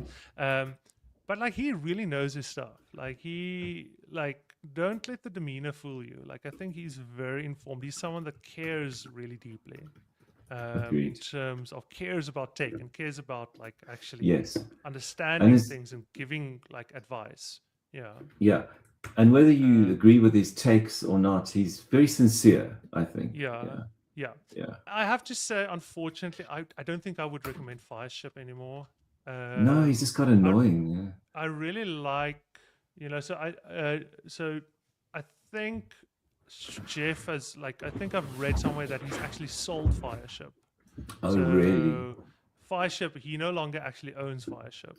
So I don't even know if it's him actually deciding on what to actually record anymore or whatever. But yeah, I think unfortunately Fireship has I really miss the days of Fireship when like it was like the 100 seconds of 100 seconds of pre-act or whatever. But like it's I don't know. You can see like the new stuff. I've barely watched any of this. Me neither. I just ignore it these days. Yeah, He did some good courses as well. The exactly, Fireship courses. Yeah. I have to say, newsletter to follow, Bytes. Yes. This is amazing. I love this. Is like Best newsletter. My go-to. Let me get that link for newsletter. everyone as well. Yes. Yeah, it's really great. yeah. So this is Tyler from UI .dev. Yeah. And so they have some great stuff as well in terms of courses and whatever. But like the newsletter is really phenomenal. Yeah, and the quality is really great. I actually And have to it's just understand. enough information. Yeah. Yes. Also, like also the Feds newsletter. I'm going to put the link in now. Yeah. I have to Subscribe also to us. say, I hate to say this, but like I've kind of not really been following CSS Weekly that much anymore. Like It's I think become very erratic. the quality has gone down a bit, and there's like just this constant AI push that I'm kind of AI So, subtext that I think is yes. actually like actual links where it like recommends like AI. I mean, like, look, you've mastered CSS, now master AI. Join Yeah, my I was new just weekly about to AI. say he's got this whole big AI push He's going really on. pushing like his AI stuff. So, Hmm. like, like no disrespect to you, like Zoran, but yeah, I don't know. I'm not following this that much anymore. There's I also some think the decent stuff on his YouTube, which is yeah, a little short things. But again, it's nothing you need. mm, yeah. But then like JS Weekly is also really good. Um, there's a lot of overlap between JS Weekly and Bytes. JS Weekly Yeah, is still pretty good. there's Um, React Weekly as well, which is pretty good. Yeah, I tend to find also a lot of like overlap with React Weekly and Yeah, yeah. Um yeah, like I think like in terms of that's kind of mostly the sources that and then I just like kind of pop on like the Smashing magazine every now and then. Um, yeah. I like subscribe to their newsletter as well. yeah, Smashing like um so like they also have, like yeah, so their newsletter is pretty good. Oh, I almost went into my Gmail. Don't Don't want to do be that. live stream. Yeah, yeah. Where I'm like, oh, look at all these emails that I have. No, look at everything I purchased. Yeah, but like their newsletter is pretty good. So cool. Um, all right. So we have some time, I think, for maybe 3 more things. Um, I don't know. Is there Yeah. any other text questions in the text chat? No. Not. Okay. Shall we look at So, that TypeScript? mm, mm, mm. So let me ask this, Justin. When was the last time you wrote raw JavaScript? Oof. I wrote a script to pop into my console and grab all of the X color values on a website last Yeah, week. That was it. yeah. In actual work, it's been Yeah, forever. Yeah. yeah. The only time I really write it is when I'm teaching students. Mm. And nowadays, I'm actually just pushing students to start with TypeScript from the beginning. Because Yeah. one of the benefits, just this is not related, but one of the benefits of TypeScript is that like it teaches you the underlying structures and things like better if you're starting out just straight up with TypeScript. Mm. Um, you can get away with just less random guessing and trying random things and whatever. Yeah. Because if you're saying this thing is a string and it's not going to be a string, then you need to understand why did you think it was going to be a string. Yeah, exactly. So like you have to know what the things actually. It forces you to actually know if you want to annotate things correctly. And you don't want to just any everything. You need to actually know Yeah, what the things are going to do. quite right. Yeah. Um, so I'm increasingly having people just start out straight up with TypeScript. But so I have to also give a disclaimer that I think TypeScript is the worst like JavaScript language that compiles down to JavaScript. Um, but I would still take a world where we have even the worst language that compiles down to JavaScript than just writing plain JavaScript. I just think the type of things that we're building nowadays is just. I know some people would disagree. I know like um, Carl Simpson is really kind of like resisting kind of like the TypeScript thing. Um, Especially like he's gotten into fights with like Matt Pocock and stuff about this, Oh, but really? so he would probably disagree despite me actually admiring like kind of his work quite a bit.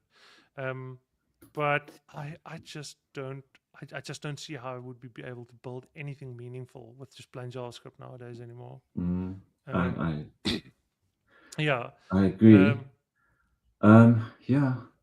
Sorry, and like I maybe need to TypeScript's a qualify. learning curve of note, though. If you Yes, but it's a learning curve. Like, okay, so there's two things here. I just want to also qualify my position on saying TypeScript's the worst like language that compiles down to JavaScript. Okay, so there's two things. I think so. This is what I always say. What is the learning curve with TypeScript?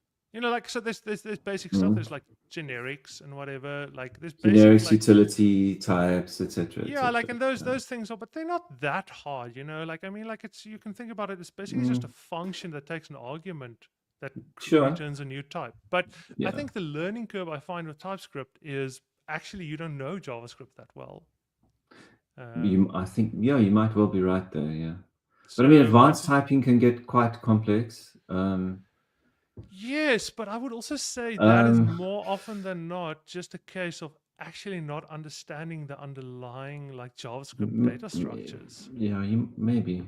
Yeah. Like so like like it start getting hairy when you start getting into promises and stuff, but like I think Yeah. in a lot of cases I find that is just people don't understand promises that well. Because they're hairy to begin with.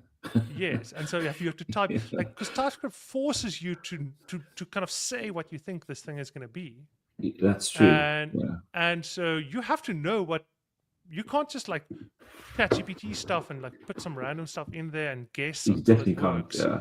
Yeah. I don't know. Like that's my Yeah. take. My take is it's hard because most people don't know JavaScript as well as they think they do. Maybe.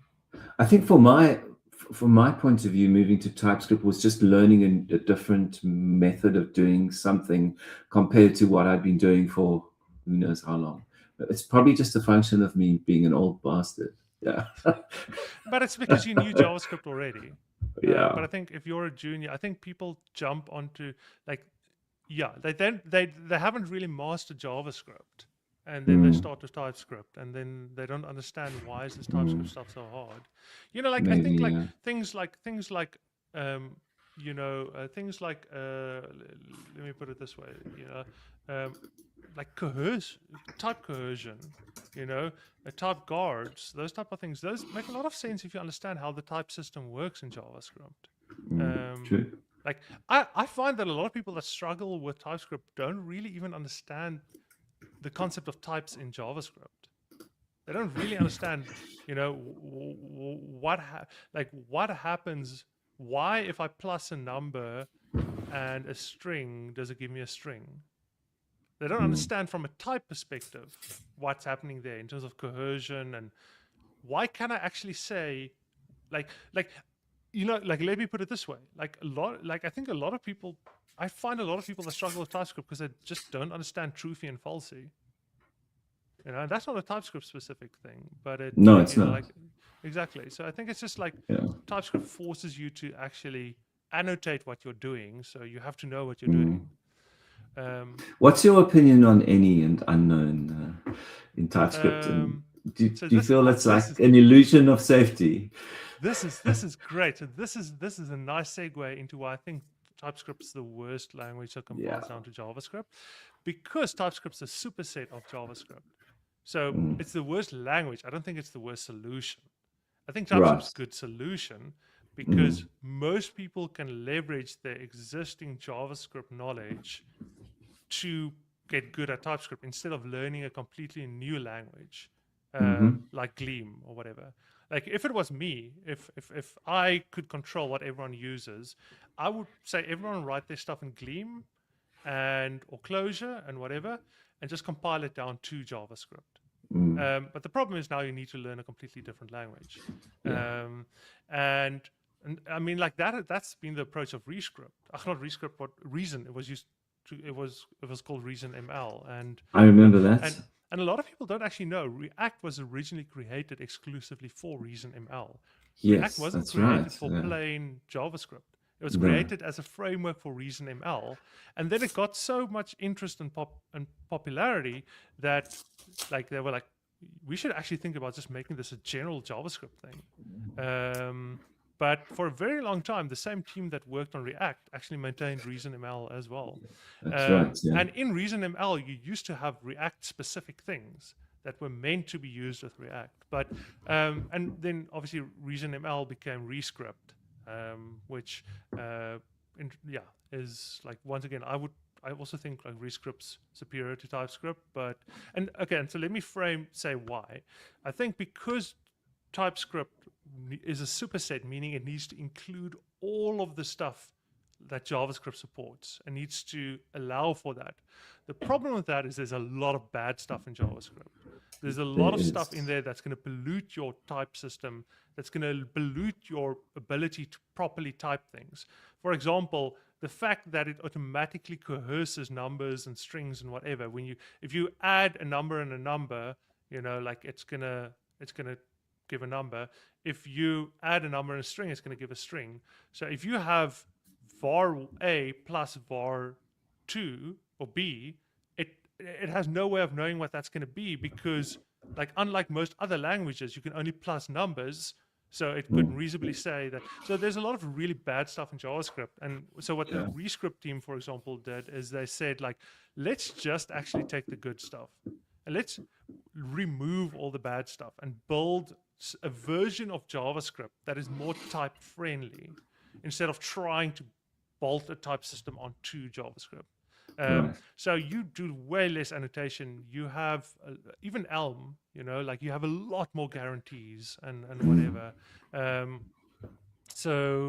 I think this is also one of the reasons for, I don't know if you know the effect.dev, like the effect, this has been getting really popular recently, like the effect library, this. Oh yes, I've just had a look at it. I haven't used it at all. So effectively,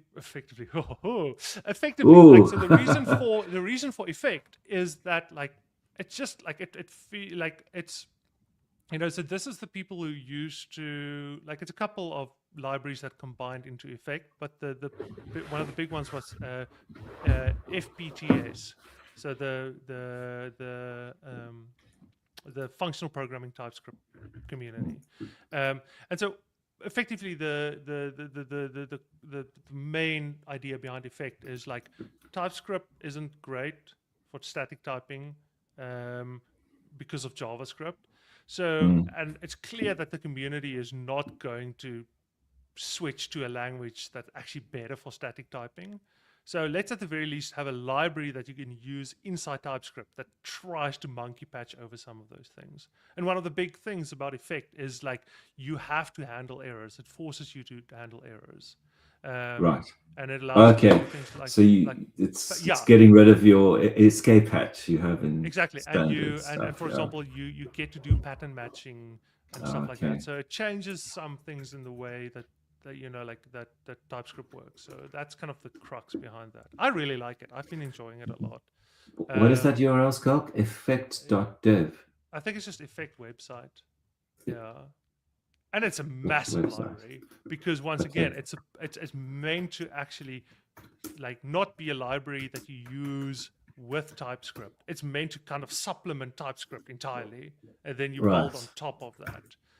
Okay, I'm gonna post. So this is a good compromise for people that think like there are languages that are better than TypeScript, but can't get people to actually switch those languages. So at the very least, let's just import this library into TypeScript. So I'm just looking into this. Yeah, so, like, I think a really good example of it is it makes a distinction between errors and defects.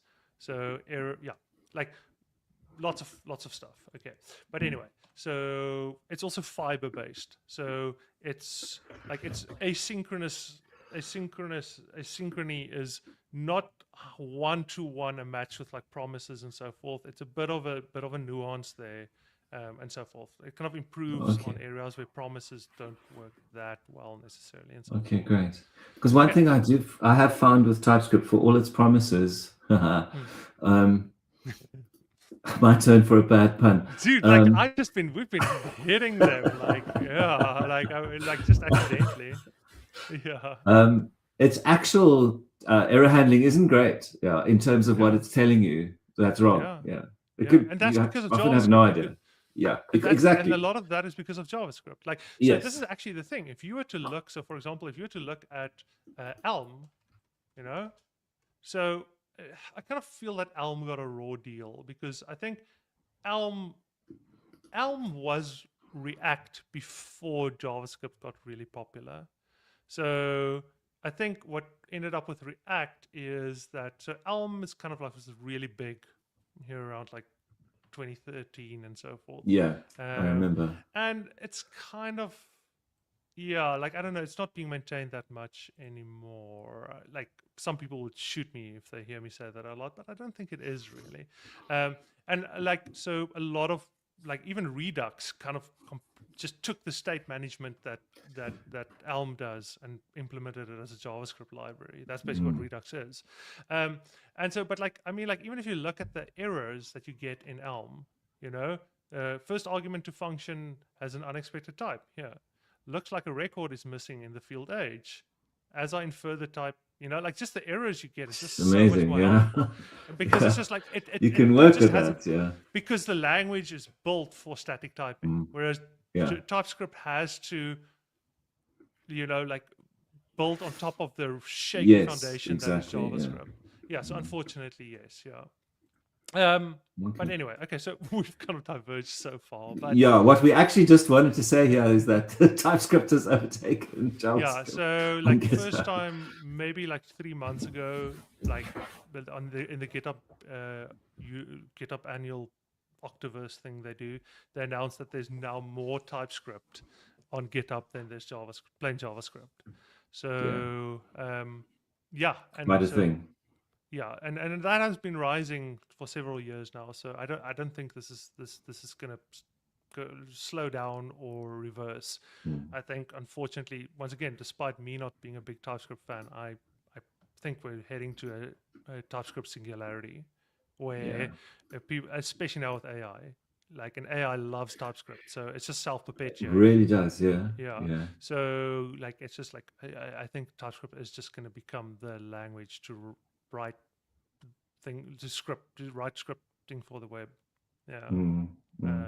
Yep. So yeah. All right. Yeah.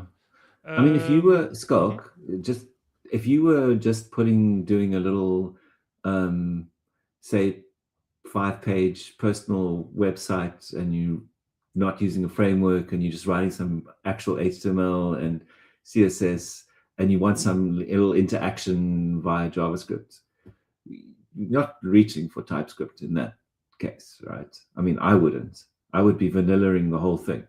I Yeah, would probably just because I don't know, like it depends.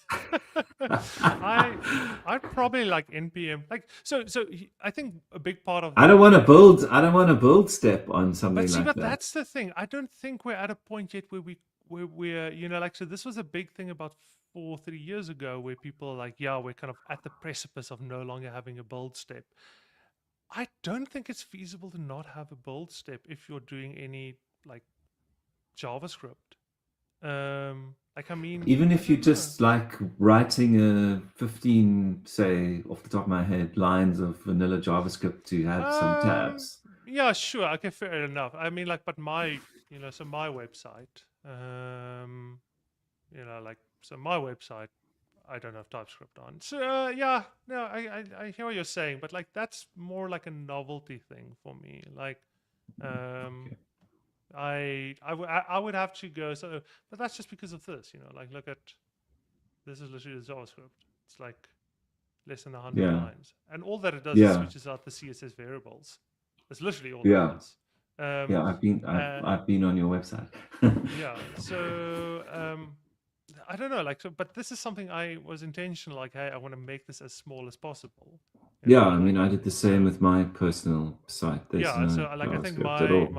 yeah, like I'm like 10 KB of HTML, 2 Yeah. KB of CSS, 1 kilobyte of 1K, JavaScript. yeah, So yeah. I mean, that's obviously, I'm not talking about building an application or anything. I'm just yeah, but I mean, like even something like like for example, any yeah, sure, like, but I think like even small widgets. You know, if I were to build like a little calculator thing, I'd probably pull in TypeScript, npm, okay. and I'd probably just do npm run, and that's because of Vite. If I had to set up like TypeScript myself, I probably Hmm. wouldn't do it.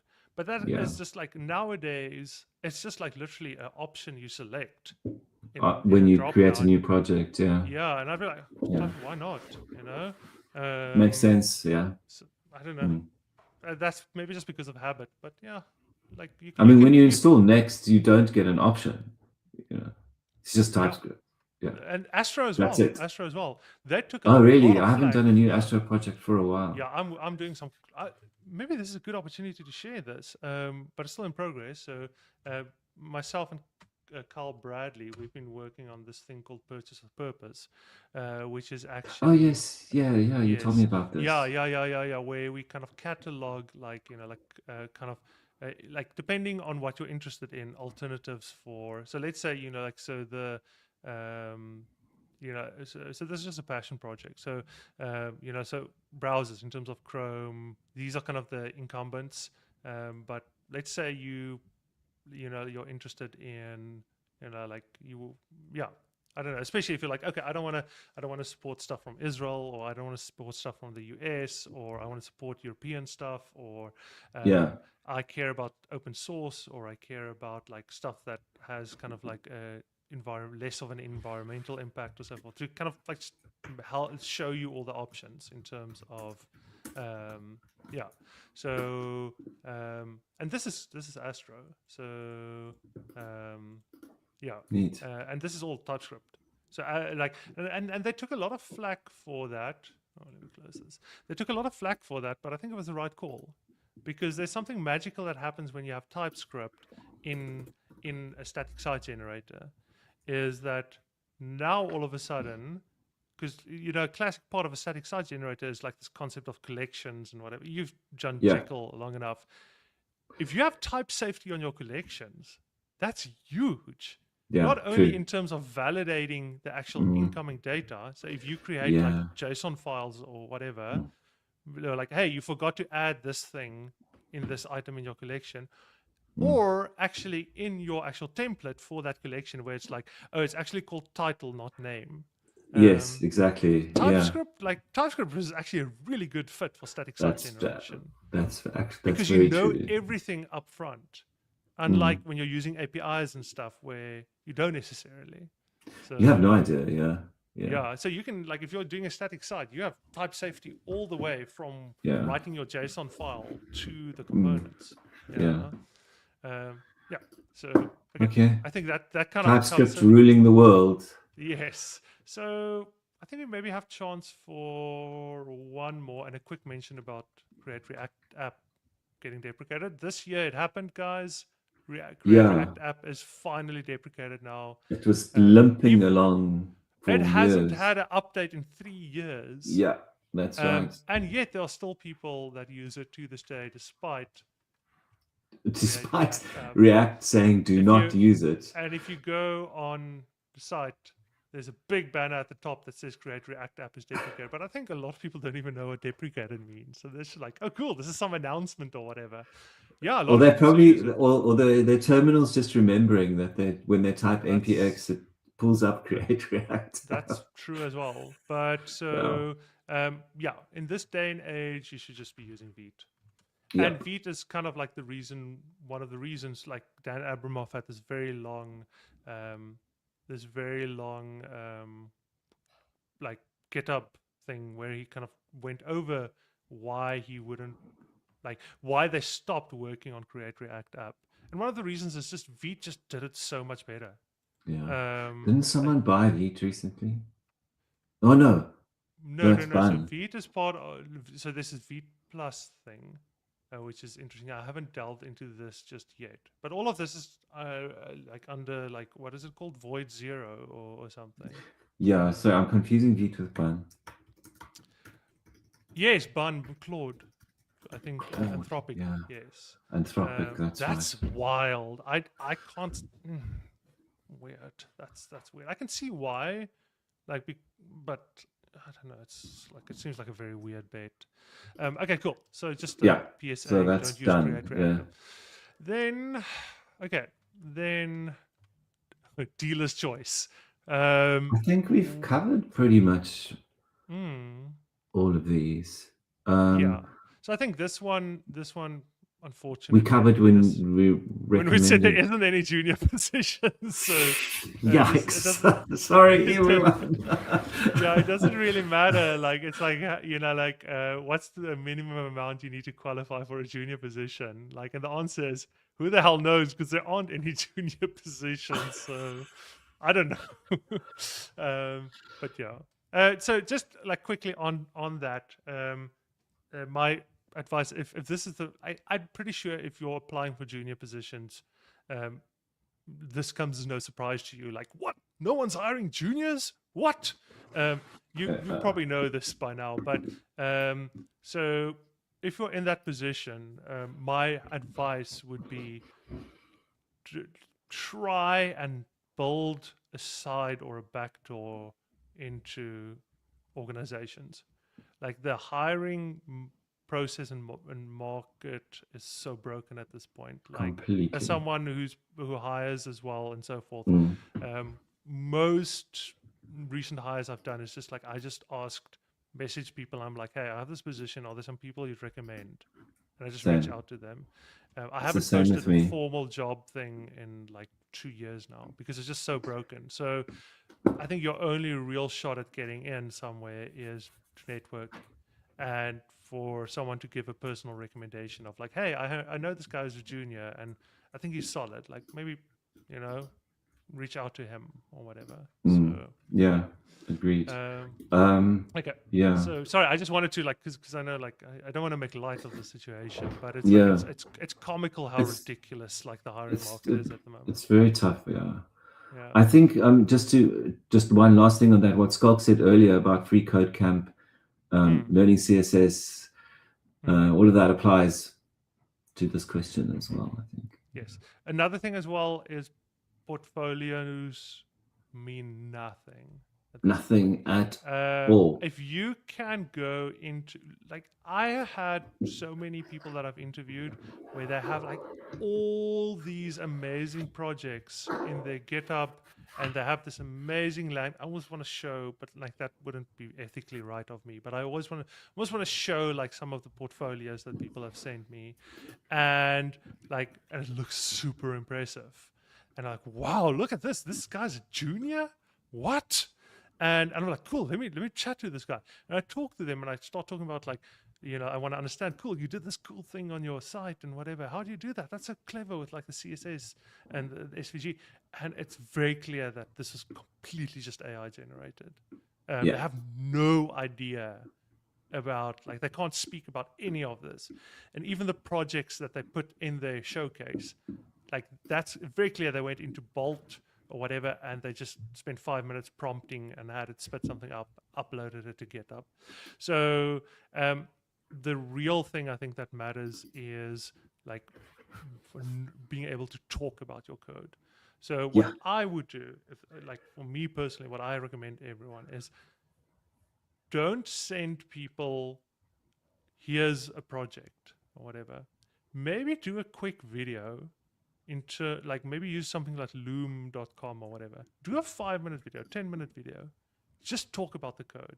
You're like, hey, look here, this is this is the website.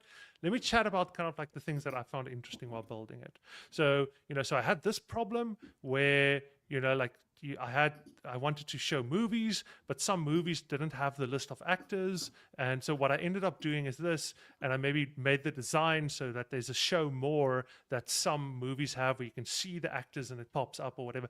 Talk about it. Talk about your decisions. Do a little 10-minute video. That's your portfolio.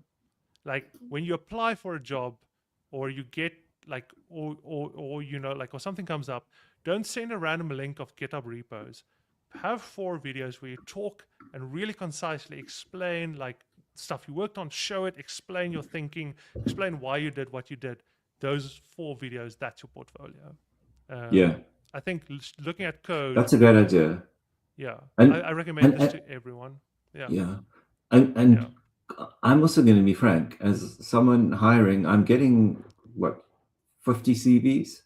I don't have time to go through 50 people's GitHub repos. It's impossible. Yes. If you get to an interview stage, you're always going to be asked questions about how you did something. Exactly. It's not just going to be Oh, that's great. Well, it's going to be, why did you make this decision? What was your process when you Yes. approached thinking out and building that component? How would Yeah. you normally approach this as a problem, etc., etc., Yeah. etc.? Yeah. You need to be able to speak about the work you do rather than just have the work. Yeah. Yeah. So like generally, like even when I ask for recommendations, I'm like, I'm hiring for this position, and I maybe send a message to Justin or whatever. I'm like, cool. Do you know about anyone you'd recommend? And he'd be like, hey, there's this junior or whatever, or this guy that I know about that's kind of currently like learning front end or whatever. Chat to him and whatever. And the first, I wouldn't even look at their code. I literally just jump on a call with them and be like, JavaScript dates, am I right? Yeah, I know. Like, geez, man. Like, and then it'd be like, yeah, man. Like, flip it, dude. Like, you like the you have to put the month first and then the day. Like, how what American nonsense is this? And and I'm like, yeah, dude. Like, and currencies. Like the like even the fact that like like the way the South African rand, like the internationalization API in the browser like just renders like rand values completely different than how most people actually like format it themselves. And it's like, yeah, dude, like and this and oh like and like that gives me an idea. Like, that's literally it. Yeah. Mm, I don't care. Like, do you know this stuff? Can you talk about JavaScript? yeah. That's it. Yeah. Yeah. Okay. Maybe we can We have end one with more question in the chat, which is like an nice. Yeah. open-ended one, and it's like, what can we do to help create a stronger front-end dev community? Join our Discord. I just wanted to say that's like a Justin sock puppet. He's like, I'm gonna create this account quickly, and like, how so, can I give so money to Fedsa? Well, the answer to that is we don't know yet. So I don't know. You yeah. tell us. Yeah, I We mean, haven't I spent like much this time. is a Yeah. this is a great Mm, question though, because I think it's mm, important. Like, mm, um, it's so I mean, we've got the Discord, but to be frank, people aren't really interacting much there. So we do want to try and encourage that as much as we can. mm, mm, I know it can be quite daunting. You go into a new space and you've got a question, and you're like, oh, are people gonna react nicely to mm. me if I ask a question? I can Nice assure phone. you that's not that kind of space. Yeah. Mm, So I would, let's try and get involved there, share that with people. The only way to do it is to talk to each other. Yeah. yeah. Yeah. And This is I one way also. we can do it, but it tends to be a one-way kind of thing a little bit by the nature of streaming. Yeah. Um, I yeah. also want to say, like, if we talk about like kind of the front end community at large, so like how do we build a better like front end community in South Africa and so forth? I think the thing that is most needed, that is most dire at this point, is curiosity.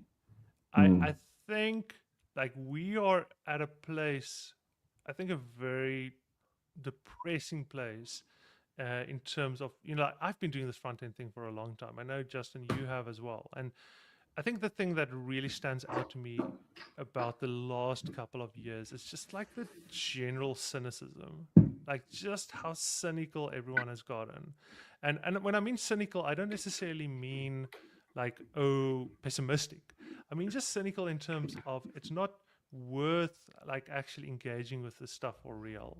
Like um I'm just going to do random LinkedIn posts where I'm just like, Next.js is dead. Don't use yeah. Next.js. I'm just going to chase that engagement. I'm just going to have hot takes. Um, and I think what we really need is just people that are more curious, that ask like Mm, really interesting questions, that engage in really sincerely and curiously, and are like, okay, cool. So like this React server components thing, um, like so obviously we said that like we don't really see a use case for it on our end, but like let's think about that. Like like mm, maybe there are like what would be actual use cases, and like that's an interesting question. And yeah. like I think it's just like this is it's just endemic for me, just the level of cynicism. And I think some of that is a backlash to just the market getting saturated with like juniors. So I think a lot of people are like, like there's all these other people like ruining the industry for us, and like so now everyone's like better. I think before kind of like the big post-COVID bubble, I think the front end world, it was kind of a bit of a smaller community, and it was filled with more people that were a bit more experienced. So you had more like interesting conversations and stuff, and and it wasn't as competitive and stuff. So like I'm thinking about like the early like list apart years, or the Yeah, heyday of like CSS tricks. it was almost communal by Yes. design. By Yeah, pure curiosity. Like it's just yeah, people were yeah, curious and they just wanted to yes, share stuff and discuss stuff. And people went to conferences and they're like, dude, I just want to learn. Like I just want to, oh man, this is so interesting. This service worker thing. How wild is that? Like, oh dude, I can't wait to hear more about it. And I think it's just like, it's just gotten so cynical. People are like, yeah, like it doesn't really matter because AI is going to ruin everything. And, oh, and you have all these juniors just installing React and no one knows how to write like any good JavaScript anymore. And people are just like prompting everything. And, like you have all these juniors using AI ruining the industry, and it was so much better before all the JavaScript frameworks. It's just like it just feels like everyone's complaining and like kind of getting like stabs in and being cynical and just shit talking and just being like what would be the word, like dismissive, and like I kind of miss that curiosity. So I wish that we can get some of that back. So I would say like if you want to do something that really benefits the community at large, is just cultivate that curiosity in yourself and try and practice it and try and be more curious. And in your engagements on LinkedIn, in your engagements with your colleagues, when talking about CSS and HTML, like just try and cultivate that curiosity and kind of try and make it a bit contagious so other people get excited and curious about things again. That would be my like really like almost want to say spiritual advice. that's great, but Schalk. but Yeah, it is something that I really that weighs really heavily on me the last couple of years. yeah, yeah, Um, all right. yeah, Yeah. yeah. So The rise of the front end influencer has been a bit of a blight in many yes, ways. I do think so, but it's also I don't yeah. I think it's just it's easy to say it's someone else's fault, and I think we all have Oh a no, sure, responsibility yeah, to yeah. kind of But just I we mean, get the community we get the community we deserve at the end to of the some day. extent, yes, Yeah. sure. But I think there's what you were speaking to about, people being dismissive in certain ways comes from also those kind of voices that propel those opinions to the fore, Yes. and then No. they're there all the time. Yeah, Yes, and and that I can seeps through into everything. Yeah. yes, and I can think of like actual we're probably thinking about the same people right at this Probably. moment. Yeah. But yeah, it's I don't know, like they're not going to go away. So No, I they're think it's not. up to us to just like amongst ourselves get excited Yeah, about this stuff work in our own and spaces. Yeah. encourage one another. Mm.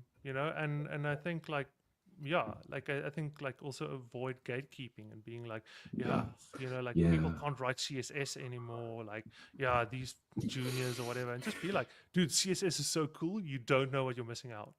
Like Yeah. Exactly. like Yeah. you're still using Bootstrap. Like I'm not gonna be like, oh, look at this lame ass using Bootstrap. Like, dude, like Yeah. you are missing out on so much, dude. Yeah. Like, let me Exactly. show you some We stuff. have Like, to, it's gonna yeah. blow your mind. So I Yeah. think, yeah, I don't know, Not like not you're just wrong, but look at this cool yeah, thing. Yeah. yeah. So I don't Mm. know. That would be me. I'd be Yeah. curious what you would say. Would apart from just like canceling all the influencers, what you would say? What can one do to kind of like, let's say, if there's one thing that everyone tries at, or one thing that changes in 2026 that's really going to Mm. make the local South African like front end community and design community as well just like Yeah. way stronger and robust. What would you say would be the change that you think would be the best? Um, well, I mean, what you were saying about, being curious is a great Mm, thing, but that curiosity needs to be shared. Yeah. It's mm, it's great to be curious within yourself, But in terms of a community, it needs. I would, and I say this because we've been doing meetups and so on for so long. I would love to have more spaces where people can literally just get together and learn about each other and share the curiosity you have in certain things. Yeah. And I mean, as much as I love doing these talks and everything that we do via streaming and everything, Yeah. I think you only really, I hate to sound like an old guy, but like, But as people an in old this, man. but as an old guy, like Yes. there's a lot to be said for having people in the same physical space and talking to each Yeah. other. Yeah. Yeah. Yeah. I would No, love to no. see that more be, but we know the problems around that as well. I don't want to go into any of those. Yeah. And it's If just I like could people wish for believe. something, that's what I would Yeah. wish for. Yeah. And it's paradoxically, I think, like in a time where networking has become the thing that's probably going to get you a job in this day and age. Yes. We've Yeah. actually seen, I think, like I read the other day that conferences and stuff are, we've actually seen some South African conferences like shut down. I think ScaleConf was the last one this year. And I think the Yeah. numbers, like optimistically, most conferences and events and stuff are up to 60% of where they were pre-pandemic. Yeah. So yeah, Not surprising. Yeah. yeah, like so yeah, like I would. So if anyone's going to DevConf, we're actually gonna have a Yes. stand there. So come hang That's out right. with us and come chat to us. And Yeah, like definitely. and it is DevCon's a bit expensive. So if you're a student or whatever, message the organizers. I know a lot of people. Like shout out to Candace. Candace was like, I want to go to B-sides, but I don't know if I can like. No, sorry, I don't want to speak on her behalf about like financial things, but like, so she just volunteered, like, can I actually just help out? And I just saw Candace like all over the place in all the photos and everything, and I'm like, wow, you Yeah. go, Candace. Like just send the organizers a message, ask like, are there some type of student discount or Yeah. something? Or Yes, like, they do have. You can apply for yeah, for and reduced costs. yeah. And yeah, ask your boss, man. Yeah, or if you're a student, say, can I volunteer? Can I help out? Yeah. Yeah. Like DevConf I is often, yeah, I often it's a really tell, great experience. Even if you like, oh well, they're talking about robotics or whatever, and I don't care. That's not that. Don't look at it that way. The experience is being there with other developers, no matter what they might be working in. Yeah. So what's interesting, like, so I recently spoke at like the annual Google conference, and like, so the guy who was miking me up, like was it the Google one? I think it was the Google one, or it might have been another one, and it might have been WordCamp, I think. And I was like, hey, dude, like, cool, like, who are you, or whatever, while he's miking me up, and he's like, no, dude, he's literally just like decided to get into like coding.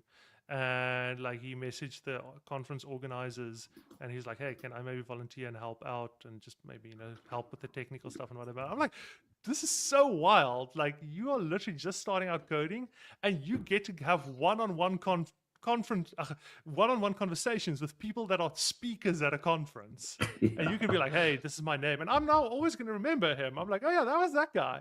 Yeah, exactly. How wild is that? So so like volunteer to help out, like, and then like that's a great way to network. But anyway, great. So let's end it there. Dude, like, let's quickly, I don't want to drag this out any longer, but let's maybe do some quick predictions. So okay. Yeah, I like, maybe if you can do a quick one, and then I'll follow up. More exploits. More exploits, more outages, causing havoc on a much more regular basis. As you're saying this, look at this. Staging. Luckily, it's just staging. System exit 1. Oh crap! There goes staging. Staging just fell over. Yeah. Sorry, Matrix. Classic. That was so well timed. Did you plan that, Scott? No. Yeah. Yeah, so there's that, and then You related to what you said. manifested it, Justin. Yeah, I did. Sorry, I'm so sorry. There goes the parametric staging server. Yeah. Oh dear. Um, AWS East has fallen over again. Um, yeah. um, this is also related to what you were saying about your DevConf talk about the CSS fatigue. I think we're Yes. going to be inundated with CSS stuff Yeah. in the next couple of years, and we're not going to be able to keep up. But I don't want to Yeah. preempt what you're going to say about that in any Yeah. way. But that's definitely a Yeah. prediction from I me. think we're on the precipice of a time of CSS fatigue, where there's just Yeah, too much stuff coming out. It's so hard to keep up with everything, yeah, yeah. and yeah, like so. I Uh, think brace yourself for that. Yeah. yeah. My other one is the enshittification of Figma.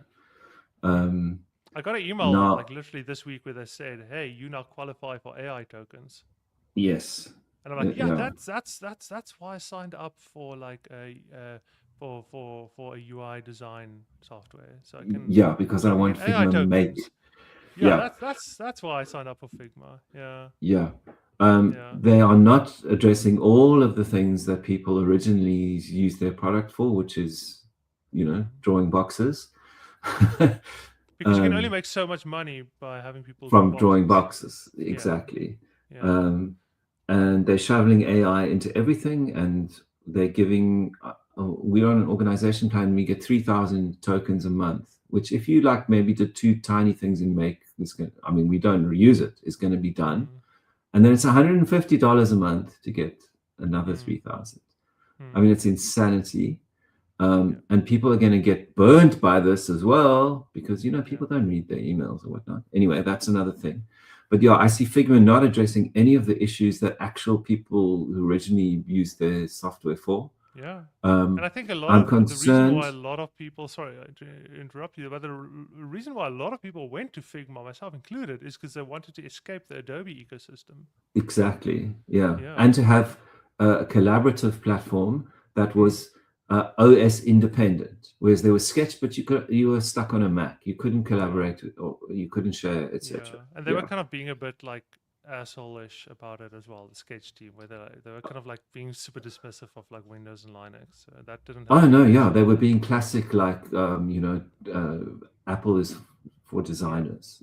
Windows is not. Yeah. Anyway, Yeah. so that, and within that, I'm also predicting. Well, I don't know if it's a prediction. It's more like a warning.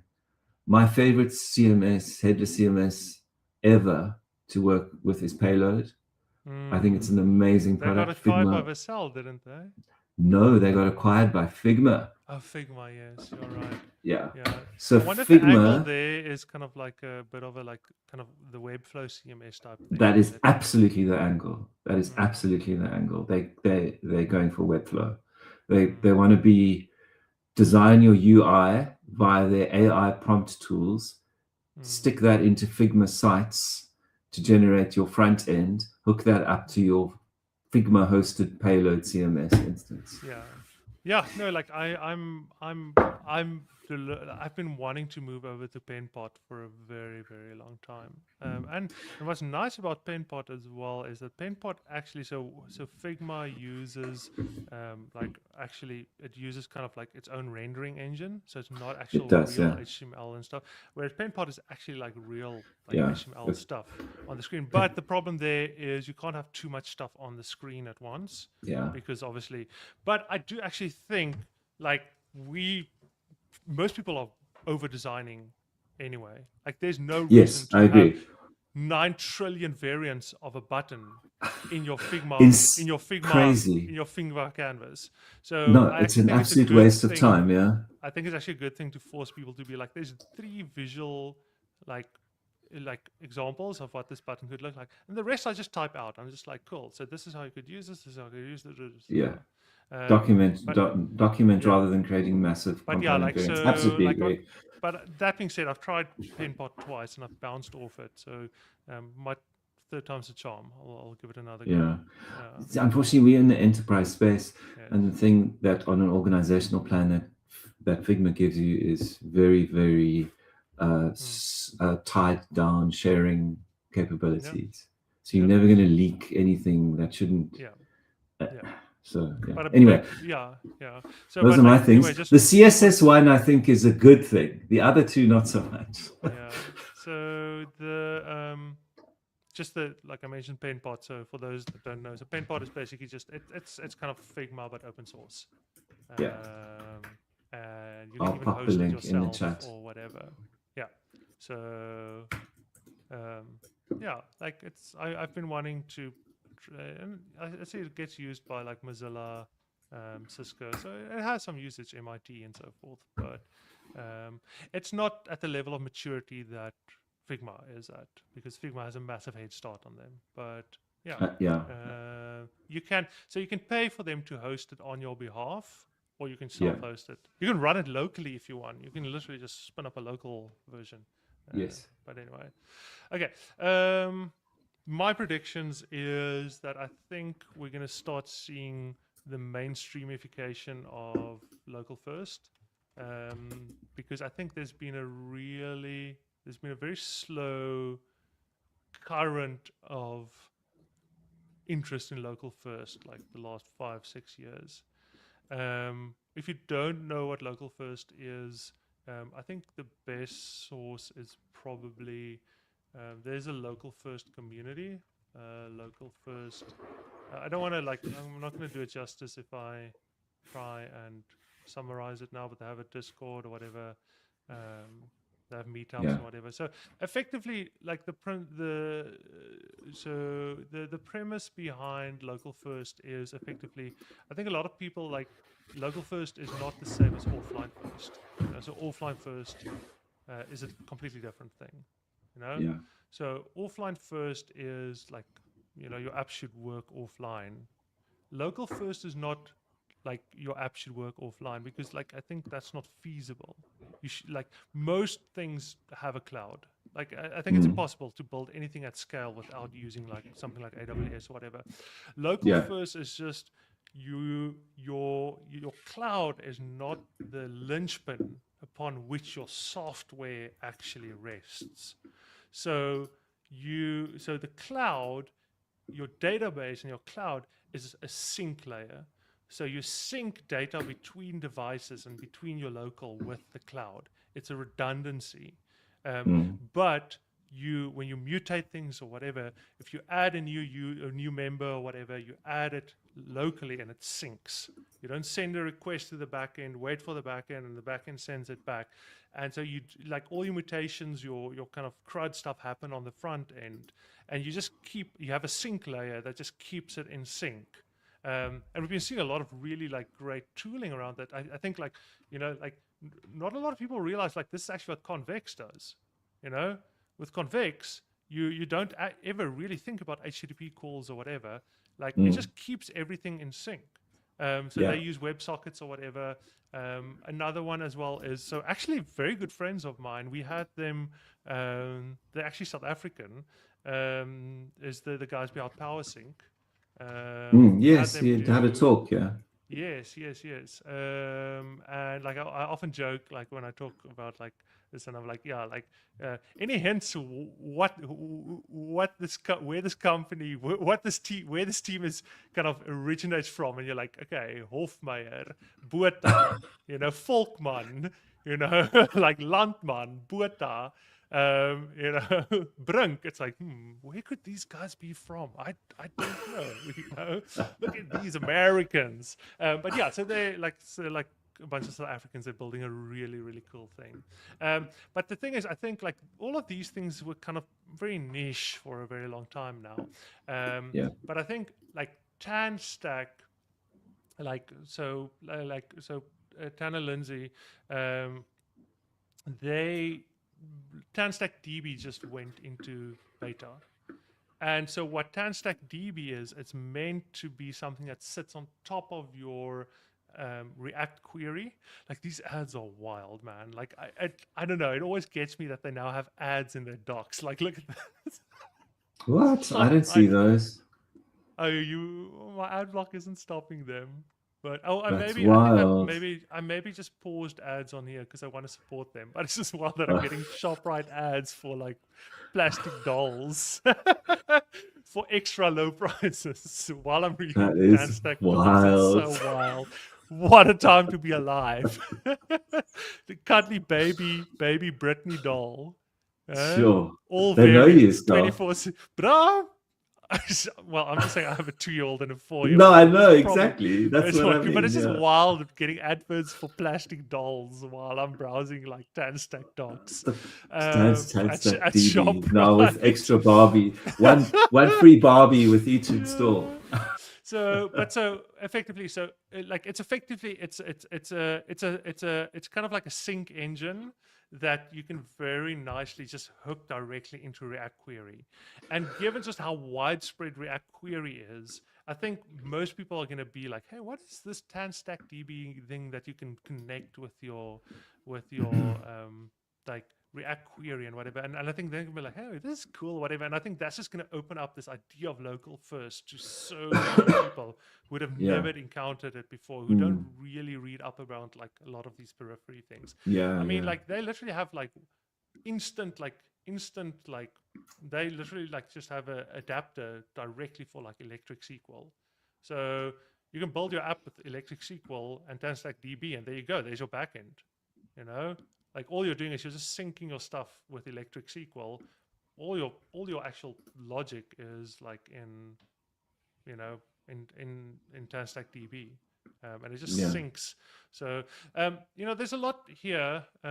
Like some people listening to this might be like, "Oh yeah, but Schalk, what about business logic? What about authentication and whatever?" And a lot of people have thought like really hard about this, and they are actually, you'd be surprised how simple some of these like solutions to these things are, that we would think, oh, it's actually so hard. Like you can't just sync your front end and your back end because but like, I mean, like even if you look at, electric DB,